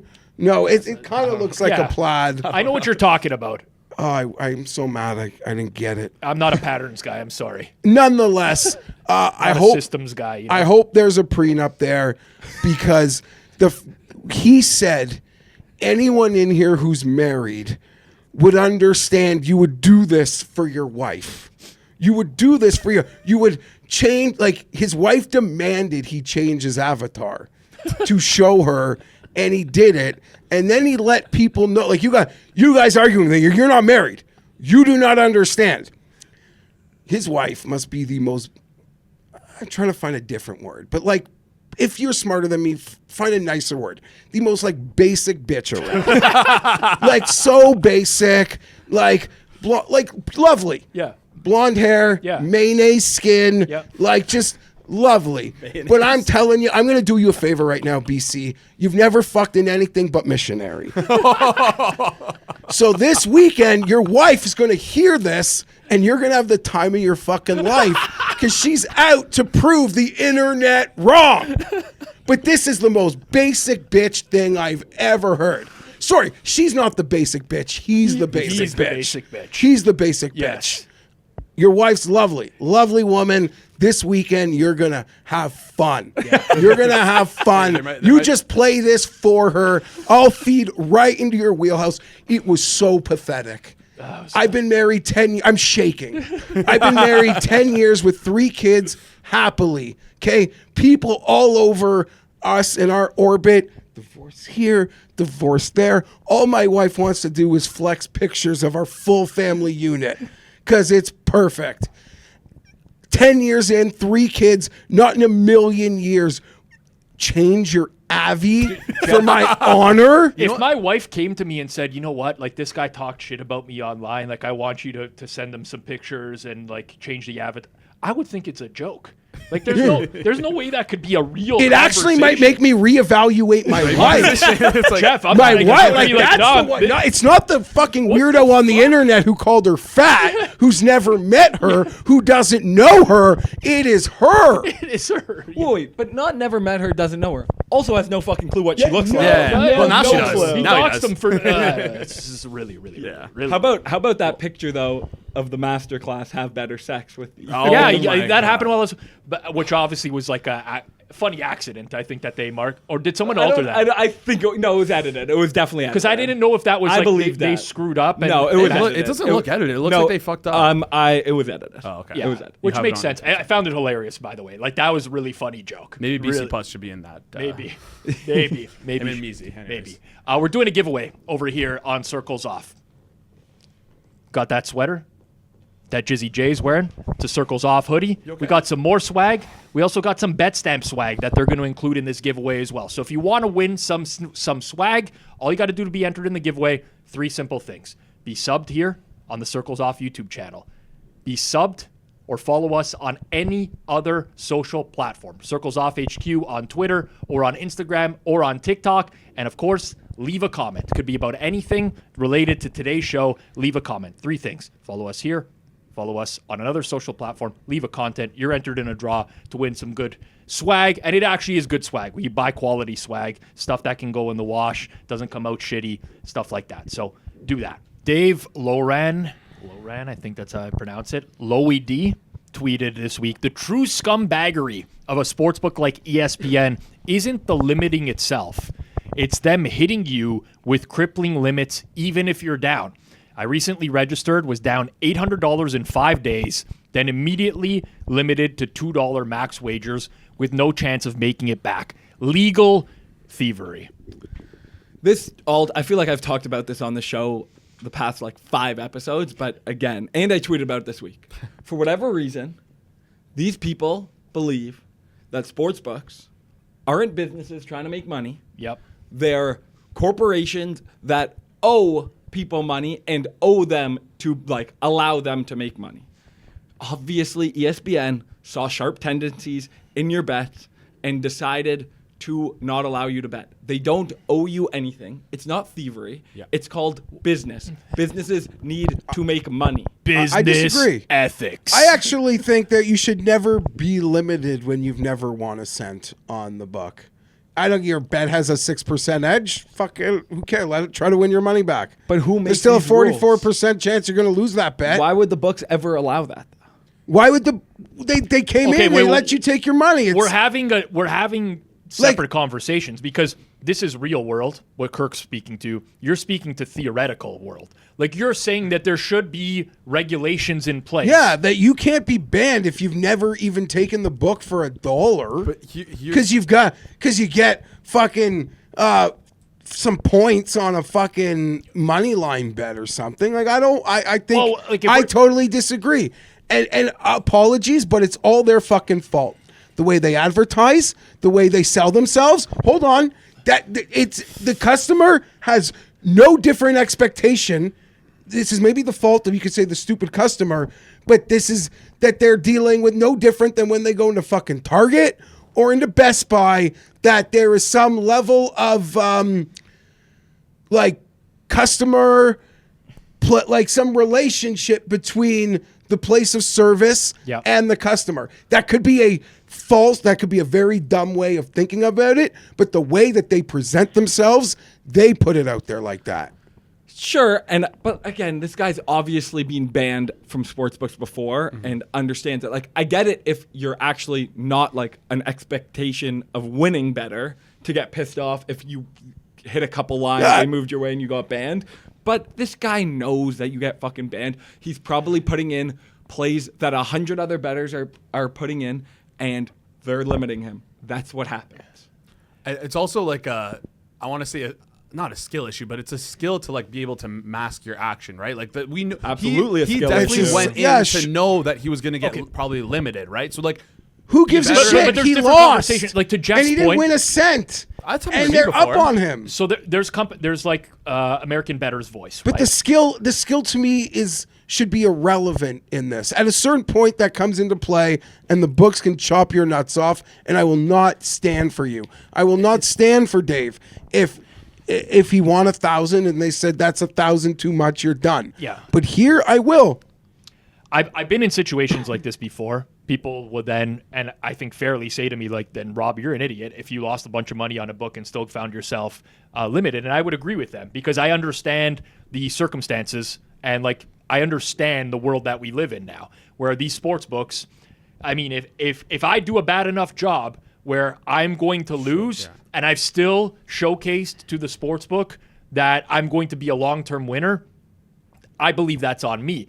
But to your point, Jeff, Sure. but to your point, and I will agree with you, like, I think there's also a larger conversation to be had about just limiting in general. Like, I talked about American Bettors voice. I've spoke about this on the Circles Off podcast before, where I'm like, I don't like other people arguing on my behalf. Like, do I want somebody to go to every regulatory body and say, well, there needs to be people need to be able to get at least $50 down on everything. But then guess what? Half my options disappear on same game parlays because they don't want to take I don't want that to happen. But I do think that I sometimes fall into the area of Kirk here, where I get like, I let the sports books off the hook for doing something that is shitty. We've just had this happen so much now. I don't think it's shitty. Why is it shitty? There are plenty of shitty things the sportsbooks do. To me, an insanely shitty thing the sportsbooks do is they'll let you deposit unlimited amounts, but then when you win, they KOC you when you're trying to withdraw. Yeah. That is scumbaggery behavior. This is on the same tier. But no, I completely Yeah, you don't disagree. have a cent. Once you win $1, then maybe. But keep allowing the person to. Why shouldn't someone be allowed an opportunity to win fucking $800 back? Why would a sports book? It's clearly in their best interest if they profile you as a Again, winning you're bettor. just too like. I'm not trying to be what's his name? Sorry, we'll go golfing this summer.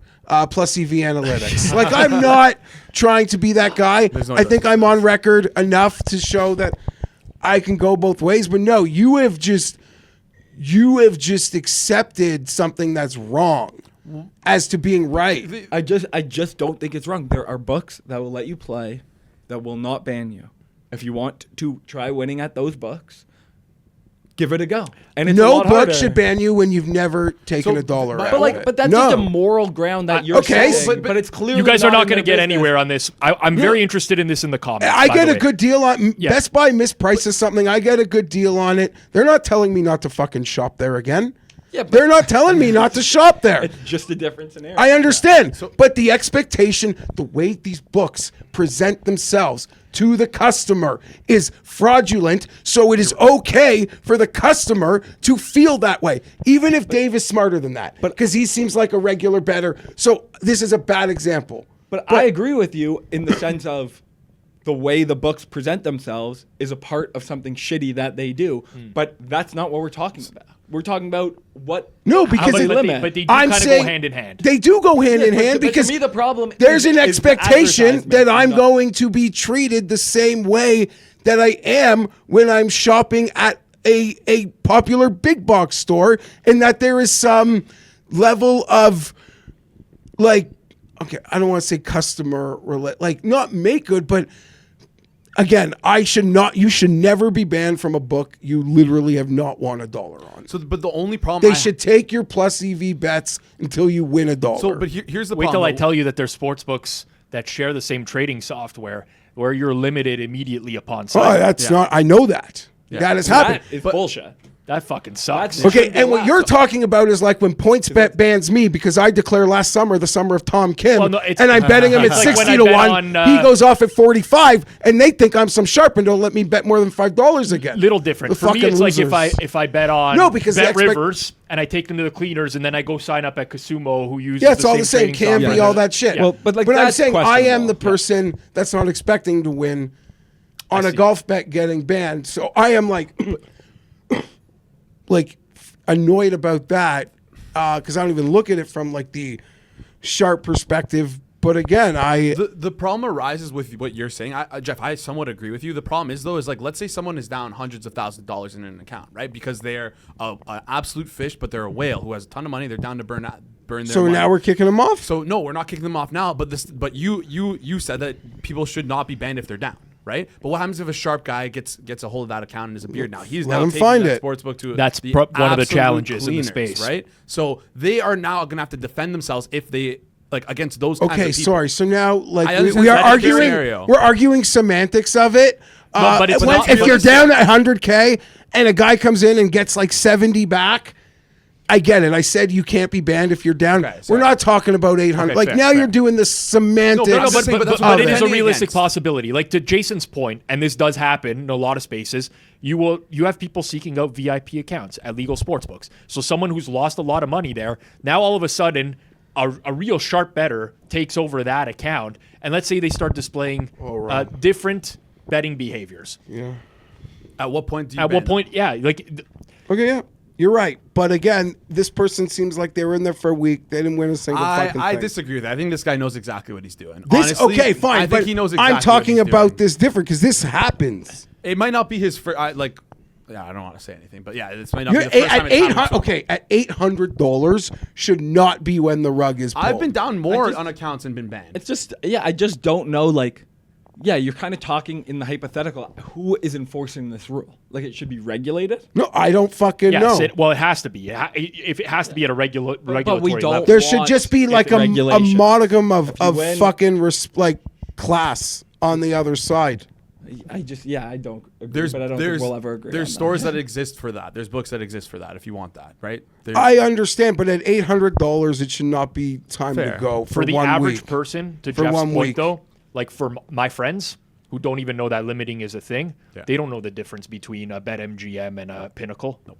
They have That's no true. fucking clue. Yeah. That No, one is see, even my friends who are hyper casual, they still want the best price. You saying people don't line shop and shit, like when we're discussing Portnoy parlays, I unequivocally disagree in the sense that go fucking see the line at the gas station when they drop it by 4 cents. Mm-hmm. And you're going to tell me the same people aren't looking for the best price and other things? I don't believe you. there's a bit of a barrier to entry though in the sports betting space because you actually have to manually make a deposit. Yeah. At the gas station, you could pull cash out of your pocket, credit card, it's no issue. For this, you actually. But have to I'm take saying, time go out of your look day. at what happens on Free Slushy Day, and you're telling me people That's- don't care about price? That is true. Like That is I don't believe you. Like I believe consumers are the same people. Yes. Well, we're gonna Now we've gone to a different direction. No. I'm But, I'm very interested in the people letting us know what they think about this topic because my vision is blurred on this. Because But you've also just accepted something that's wrong because it's how it is, but it's still wrong. it may or may not be. And I At don't know. 800 for a week in an account, But they've identified him as a sharp bettor. They should be able to limit him under the current. yeah, under their rules. The Dodgers should be able to defer contracts to 2040 under the current rules. That's okay. It's fine. You raise some good points. When the Jeff. I'm not commissioner gonna lie talks to you. about it, Yeah. he's like, they're not breaking a rule. Yeah. No, you raised some good points. We had Grateful Keg this week tweet this. Caught me. I mean, I haven't seen a tweet like this in a long time. Probably in the minority here, but I miss good writing when it comes to talking about sports betting. Sure, some people probably scroll to the bottom of an article and just tail the picks, but everything now falls into one of 4 categories. Regurgitated stats and trends covered in SEO slop, CLV merchant filling word count, tout with a ton of followers writing 8 sentences at a 5th grade level driving clicks, or just straight up picks, no writing at all. Sadly, I don't even think it's the people doing the handicapping's fault. Not as many people want to understand. They just want winners. Podcasts/TikToks, much more ad revenue upside. Sites just want clicks. SEO is the devil. There are some good ones out there, but the oversaturation of pro sports bettors sucks. Anyway, at someone who actually knows ball and writes well, need more guys to follow. Found this interesting. First of all, because like I didn't even realize people are still looking for, like articles, so to speak, which is a bad time to promo Kirk's hammer. But I agree. Yeah. I'm like trying to think back, like the only thing I could really think of like reading about sports betting, other than like the big articles that come up every now and then, are like mostly reading like cappers, like descriptions on Twitter, which make my blood boil. But yeah, it's true. But again, it's just because like it's what get clicks. Didn't and that's what Justin this guy Bates talks. like have a Substack or something like that? Had some very intriguing things, but yeah, there's nothing like in politics. Like there's some long forms on both sides. Like people are still interested in.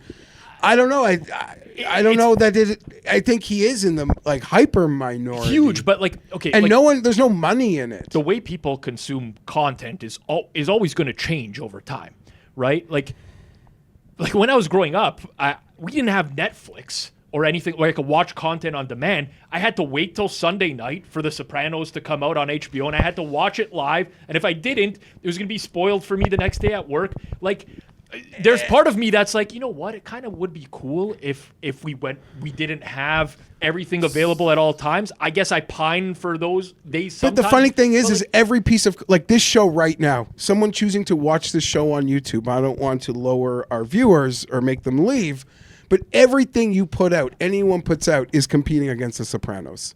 Yeah. Because I can watch The Sopranos at any time. Like that's the thing about the entertainment space and the content space. You are competing against every piece of content ever fucking made because it's as equally accessible as this stupid YouTube show. Yes. It's true. No, But no, he's right. I mean, listen, this is like mind-numbingly dumb show. No, I love doing this show. I wake up excited to do this show, but I'm just saying, you're a fart in the wind on YouTube. What I really wonder about this is that you'll remember back in the day at The Score, I used to write a 5,000-word article every single NFL week. I was like the NFL handicapper for thescore.com or score.ca, whatever. And it used to get like a lot of reads. And then at some point they just came to me and they're like, "Hey Rob, like you gotta start condensing this. Like we can't do this amount of words anymore." Did I say 5,000? It's 50,000. Holy fuck. 50,000. It used to take me like 2 full days to write the thing. Yeah. And they came to me and they're like, no. You're doing 100 words on each game. I said, no, I'm not going to do this anymore because I can't write short form. I personally can't. I'm very long-winded.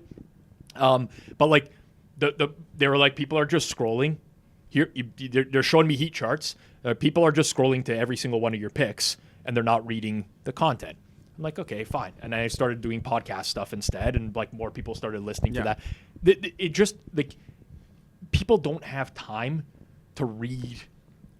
Like what kind of good, like on a daily basis, let's say like picks articles, there's no such thing as good picks are. Like if it was good, it's like touting, right? Like as soon as we did this with John Fendler on the Hammer, okay, where he would write a college football article that we put out every Monday morning. Guess what? When we dropped that article, within 2 minutes, everything was blasted. Yeah. Now the handicap is obsolete. It doesn't matter. Like this is how betting markets work. But on top of that as well, like the person who's writing this stuff, let's say they're like new, they're starting out, and they're actually really good at betting. What do you think the first thing they're going to chop from their process, if this is like let's call it a part of the process, what's the first thing they're going to chop to try and make more money? It's probably this, right? Like it's going to be the writing content. The only people who are going to be into like doing this stuff is people who are just willing to do it for the love of the game. Yeah, well, and then this is a great plug for Kirk's Hammer. Love of the game. Because you can get Kirk's Hammer in your box every single day. Once a week, I should say. Because once a week. There's not going to be picks in the articles. You're not even necessarily going to be, and maybe I'm doing a really bad job plugging this, but the first one, it was great. You're not going to necessarily be a better reading it. But I think it's interesting. I've been betting for a long time. As much as people who watch this show really don't like to think so. I am very good at You're it. a trust fund kid. I think I saw on Twitter. I You're get a trust fund kid. You and Johnny are trust fund. You're kids. also really all short, the, apparently. all the time. You're Yeah, the people tallest think one I'm in this short. room. Yeah, I don't get why I get that so much, but whatever.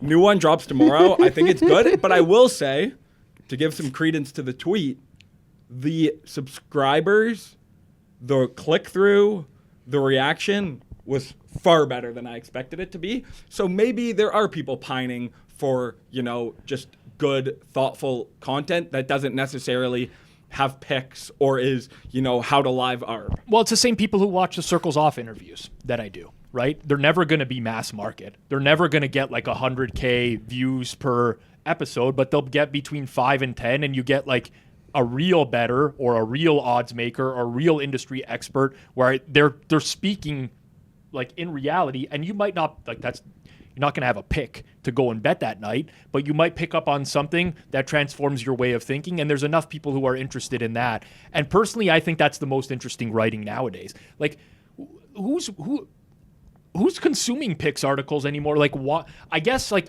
maybe if I'm an NFL bettor, you're an NBA bettor, I like to read like analysis pieces. Absolutely. It's not betting. Nothing to do with betting. Film studies, I've noticed this, I've noticed that. That helps my betting process. It's not necessarily a pick. Not a lot of that, I think, is necessarily created for SEO purposes. I find that to be interesting. Yeah. And I think Diggs said this on your pod as well. I don't think I've ever listened to an NBA betting podcast, Right. but I listen to endless NBA content Exactly. of smart people talking about the NBA. Exactly. This is a really long tweet that we're going to go to next, and I'm just going to summarize it. It's like that meme of like, I'm sorry for you or congratulations. I'm not reading the whole thing. I did read the whole thing. Yeah. It's from Fastest Payout. Now, I don't have great experiences with this guy. I don't know what his deal is, honestly. I know nothing about him other than that I found him really annoying replying to a lot of my threads on Twitter over time, being like, you don't understand betting, you don't understand how the book works, whatever. But I did find this to be pretty thought-provoking, and part of the reason why was the responses were very different on this tweet. So just to summarize, because this is really long, this tweet is arguing that professional sports gambling is not as glamorous as it seems. This guy, Fastest Payout, claims he's a longtime successful bettor and that most people lack the intelligence or self-awareness to win. Gambling offers freedom and financial upside, but it comes with stress, societal stigma, and a lack of long-term security. He believes that if someone is smart enough to succeed at betting, they should use their winnings to build a more stable life outside of gambling. Many gamble due to escapism, financial struggles, or addiction, and most will ultimately lose money. So at its crux, it's like if you're a good bettor, you should find a way to transcend into other industries or do other things.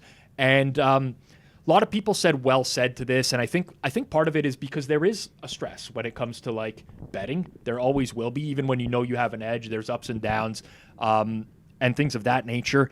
But I got to tell you, I don't agree with this at all, because I think that there's this inherent built-in judgment or this belief that all successful sports bettors are intelligent.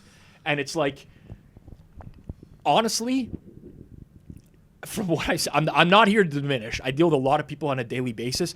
There's some people who have like done way better in sports betting than they could ever They wouldn't get a job. They couldn't hold a job. or like if you're asking them to take your money and like invest it into some, they would have no fucking clue what to do. Like sports betting is their life. And for some people, I think sports betting's created opportunities that they just could not get elsewhere. I don't know about what you see in the day-to-day. So the first 50% of what you said, I totally agree with. Like, I would describe what I do as not glamorous at all. Even like when I jumped from kind of like arbitrage and more like odds jammer type of betting to my own origination, like the first year of doing that, when I was betting like my own money, I would get in the car from like 7 o'clock to like 9:30, listen to music and listen to podcasts, just drive around, because I couldn't be like around my phone and around a TV because I would sweat so hard. Like that is fucking shit. Yeah. And that is like, I totally agree. But I've heard this argument of like, if you can win sports betting, you can be super successful doing something else. I think that's true of a lot of people who we know who bet who are super successful, but I think it's mostly like entirely not true of, one, it's kind of a signal of you don't realize how much money you can make sports betting. Yeah, I think so. And two, the skills are kind of entirely different of like getting a job in the corporate world, being able to move up that ladder, have nothing that's not very transferable to sports gambling. And then third, I think that a lot of sports bettors, or I think the reason you can be really successful as a sports bettor is because there is this taboo around it. Yep. And a lot of really smart people don't want to try sports betting because they think it's a losing endeavor. And they think that if they did it, people would kind of look down upon them. So that's why people don't try. So second half, I really don't. Like, I have no doubt a guy like Rufus could go into a corporate setting and meet his quotas and have his bosses happy. But I also have no doubt a guy like Rufus could go into the corporate setting and, as you said, like kiss the babies, climb the ladder, know how to fucking interact with people, to get the fucking corner office with the window, to get what he's gotten from fucking gambling. Yes. Yeah. So it's all like it's all sort of choose your own adventure. I do admit though, like I've thought about Rob in the past and speaking to him, be like, Rob's so fucking smart. Like we work in a tower here downtown. Like he could be working on any of these floors, working for these companies, working for a fucking investment banking firm. Like my friends who seem like they're still in a suit and tie on fucking weekends have to do. But I personally, so where I kind of disagree with fastest payout here as well is that, to me, the sports betting lifestyle isn't glamorous per se, but it kind of is for me because I get to like make my own hours. Yeah, I get to do whatever I want. Like to me, the idea of using that as like a stepping stone into something else that, you know, is quote unquote more glamorous to some people is not to me, not at all. And there's bureaucracy, there's politics when you go into other things. Even if you invest into other companies, guess what? Like you could be on the board, get outvoted by other, like there's so many other problems. Yo, man, who's this guy? Do you know him in real life? Never met him. Never met him. Do you know like anything about him? What he looks like? He claims to be 20 plus year. So let me ask a question. Straight white male? I believe so. Good luck. Yeah. Good luck to all my straight white male friends fucking getting the good fucking job and moving up the fucking ladder. Good luck. Good luck. What does his wife look like? Any industry. And listen, I did not say that before for BC to send me a video of him doing his wife doggy on the weekend. I hope that doesn't happen. Although I kind of do it. Hope it does. Yeah, like what I didn't put it out there so his wife's show that Feinberg guy we fuck in other positions. So oh my God. I know what you're saying. So like to Jeff's point, I mean, good luck, Rob. Good luck getting like on a work. I think I've told this before. I don't know if I have. Oh, you got passed up at a sports media job for someone who I mean, like, let's say I'm very overqualified for the position that I was passed up on. And they let you know it. I was sought out by people within the company. And then when I went to have a first interview, they said, literally can't do it. 2 minutes and said, sorry, we got to meet a quota. Got to level with you. We cannot hire another middle-aged white man right now. Done. They said it straight up to me. I'm not going to say the company. You could probably put 2 and 2 together. I can't, but I can't either. I feel like you've told me this before, so I can, but yeah. But anyways, but just getting back to your point of like the investment bankers, it's like you're living a fucking horrible life, and the money is. But you're also living the same stress on that side. Better. Like, I don't know at all until you flip. Like, yeah, fine. If you can go into law and investment bank and like kind of get to the top of the top, then the money's kind of insane. But once you've made partner. Yeah, but like how many? It's a journey to partner, exactly, and not everyone has the social skills to become that sort of person in the company. And the greatest tweet last week, I know we're going so long, it went viral, Rob. I don't know if you saw it. I don't even know who the person is. They said like the worst thing ever happened. I accidentally became important at work. And it's like shit. Now they want to know. Like now they need me. They look for me. They want my opinion on things. It's like the worst thing that ever happened. I will say I encourage people to read the whole tweet. There's a lot of things that are happening here. The main issue for me is the line that says, where was it? This is something to do for fun. It's extremely serious, and you have to be intelligent to win at it. And I don't agree with that.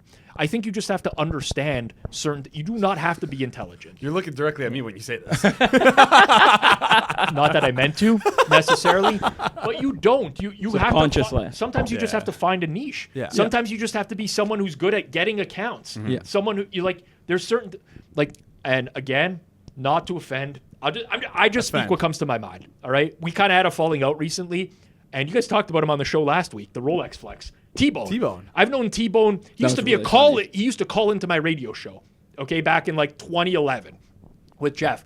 And obviously we had a falling out. But like T-Bone's not the most intelligent guy, but he's carved out a niche for himself within the space where he can successfully do that. Good luck getting T-Bone what's he gonna do? Corporate America. Corporate. It's not gonna be for him. Yeah. It's not gonna happen. Just depends on what you're good at and what skills you have. Yeah, for sure. 100%. 100%. And if you're good enough to, I guess, succeed in that, like if you're good enough to win at gambling, like how you guys are, I know more about Rob than I do you, but I believe everything Rob says. You'll never work a day in that fucking office again. Yeah. Or you'll never want to if you want to. Sure. Like, this is me like diversifying. The hammer and you're doing other things. Yeah. And listen, someone did so good at gambling they bought themselves a fucking soccer team. There you go. Happens. Right? So what are we doing? Exactly. We'll end it off here with a lighter-hearted discussion because this one went pretty viral. Every now and then I like to bring in a more generic sports discussion. I think a lot of this conversation will stem around betting, though, as well. Herman L. Scott at Herman J. Rob tweeted, best days of sports ranked. And he ranked the best days of sports. Number 1, Week 1 NFL. 2, Round of 64 March Madness.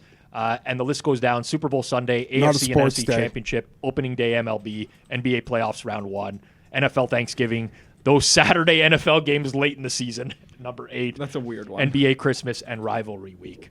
I got a bone to pick with this. Okay. No NHL, which is fine. I respect that. What single NHL day would you pick? 4 Nations. That was literally some of the best. 4 Nations. Wait. The first time. That's like people. That's the people yelling at Trump. Horrible thing. They're like the guy's been in office for 2 weeks. This is an insane. That was one of the. Okay, sure. So on the redo, okay, that's your bone. Okay, that's his. That take is up there with you picking the Chiefs for the. Were you watching Sweden US? Just a spectacularly bad. The 4 Nations final. The 4 Nations unbelievable. Would it have been unbelievable if it was the United States versus Finland in the final?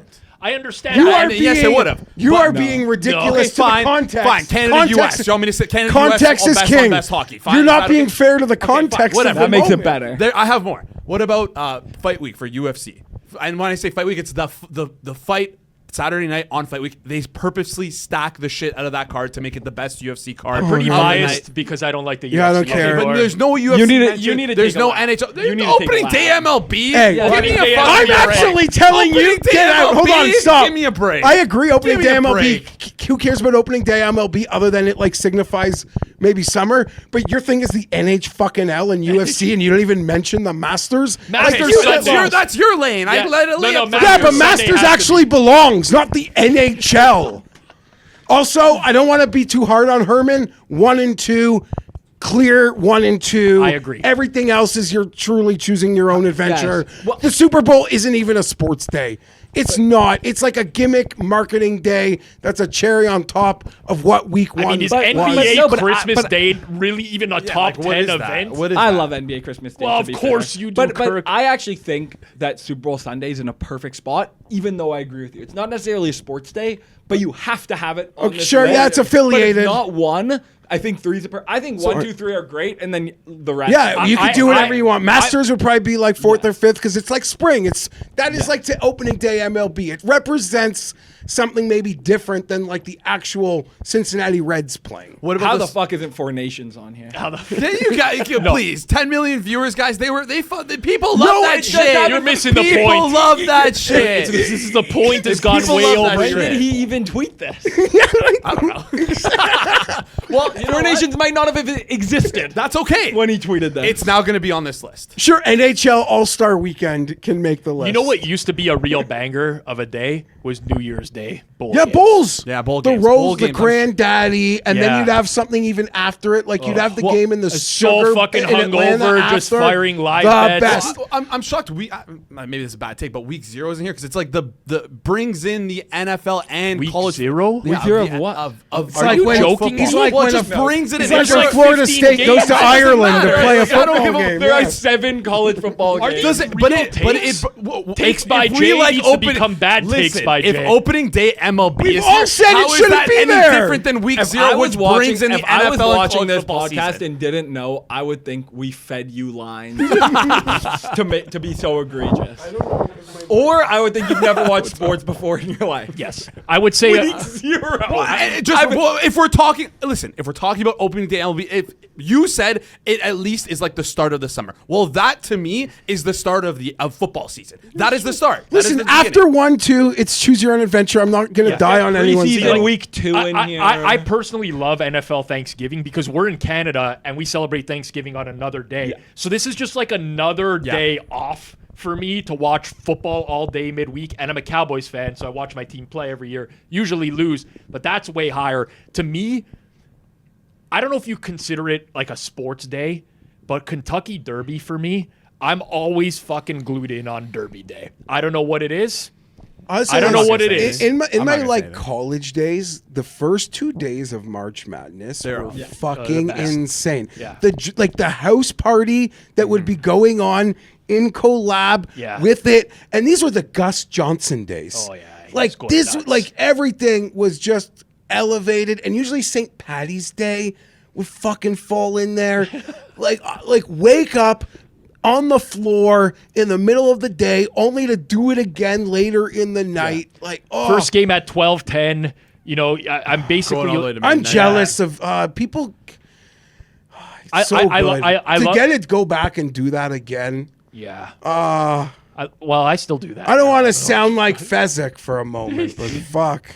The Thursday, Friday, March Madness for sure. I think 1 and 2 is there's a huge separation to everything else afterwards. Do you know the meme? I've said this to you. The meme where it's the dude whispering to the woman, the pretty girl at the bar. That's me Yeah, yeah. at all the summer parties, whispering to my friends' wives that if your husband isn't at week 1, I hold you Accountable. responsible. I let the women know it's actually more important than the Super Bowl. Yeah. You give your husband grace on the Super Bowl, more grace should be given to week 1. That is my message. If you give me 10 minutes with your wife, that's what happens. Mm-hmm. So you don't have to worry about anything else. I'm hoping that's all that happens. If you That's do all. 10 Trust minutes me. of, I don't even have 10 minutes if you're talking about the other stuff. All right. We do know that a lot of you tag us in a ton of stuff on Twitter. Hashtag circle back. If you want something incorporated into the show, you can use that hashtag. We review it every single week. It was a busy week, so we had the chopping block. There's a few things. What did I miss? You got a great tag. You're firing bets. It'll Golf be chopping bets. block next week. All right. It'll be chopping block next week. That's great. I love when stuff comes up mid-show. A few things that you guys tagged us in that we couldn't get to for a full topic, but we had GRP tweeting that he blocked Taylor Mathis. He's proud of himself for doing so. Then he muted her so that she can still see his tweets, but his tweets don't clutter his view. And then he apparently... That was the most engagement he ever got on any tweet, and he pointed that out as well. Fastest time getting to 99 people to like his tweet. How does he know that? I don't think we could turn this into a whole segment, He has it in a notebook. but this is, I mean, I love George so much. I don't know if he realizes his reach. Maybe the Super Bowl week helped him sort of realize it, but I'm telling you, the guy is a needle mover. See, You have to appreciate it properly, though. no, so here's where I disagree with you. I Okay. think George thinks his reach is way more than it actually is, but I think that the average person doesn't realize George's reach. Does that make sense? I think that's a good take. George moves the needle. Benson makes jokes about it, but I literally had multiple friends. I said, sign up for Survivor last year because of George. He pushes product in the same way Weston in his car rolling and betting. Watson. I didn't Rolling. Winston. pushing product. George pushes product. Oh, there I you love go. it. I just am laughing at the thought of George. You could talk about the Super Bowl. Him on Radio Row would be like an all-time. We got to do my that for the Hammer next God. year. Send him. No, Send him.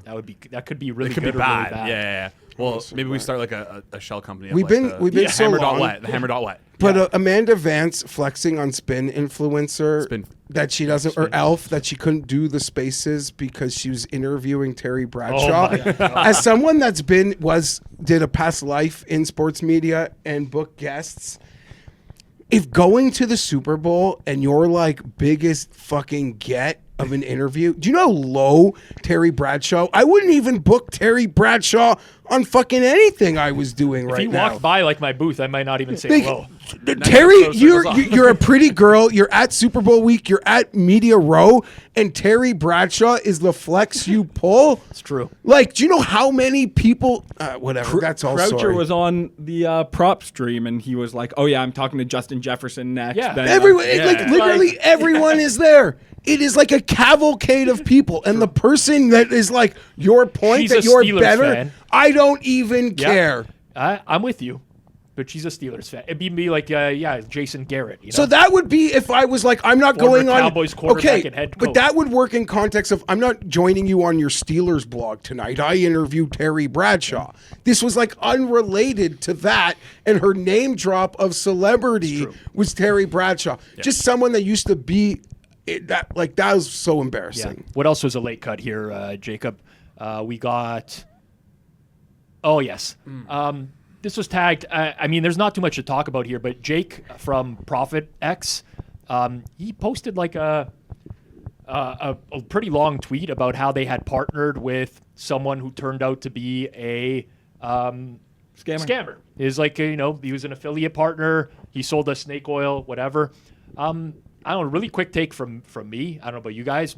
But like I found this actually quite refreshing. Yeah. Most people just like ignore this stuff and they don't even deal with it, which is not what I my standards and what I live by. I think you address something head on. That's all I can really say about that. Totally agree. That's what we ask for on this show. If you say hand up, my bad. I think we said something similar last week. Yeah. We'll give you credit for that. Talked with Jake once before. Nice guy.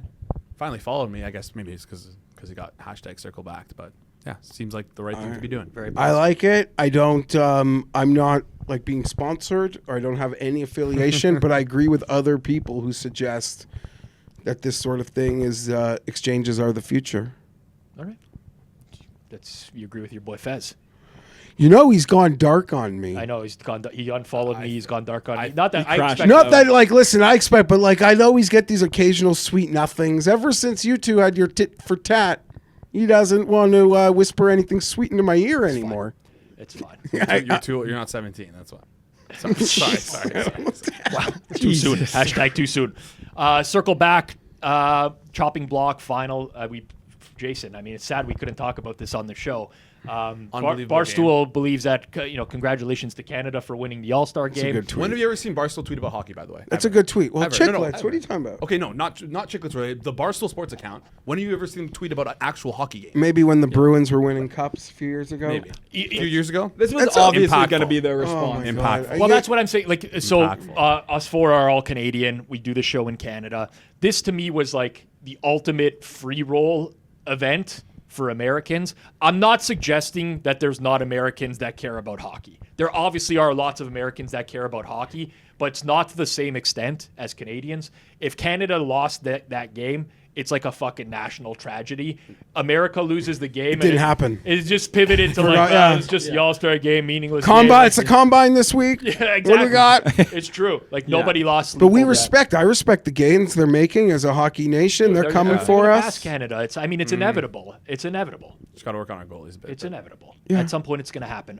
One thing I do want to say, a lot of Americans like to flex the same thing. So Clay Travis tweeted this. Alex B. Smith, who used part of Edgework in the past, tweeted this. Canada still hasn't won a Stanley Cup since 1993. Get your Stanley Cup back.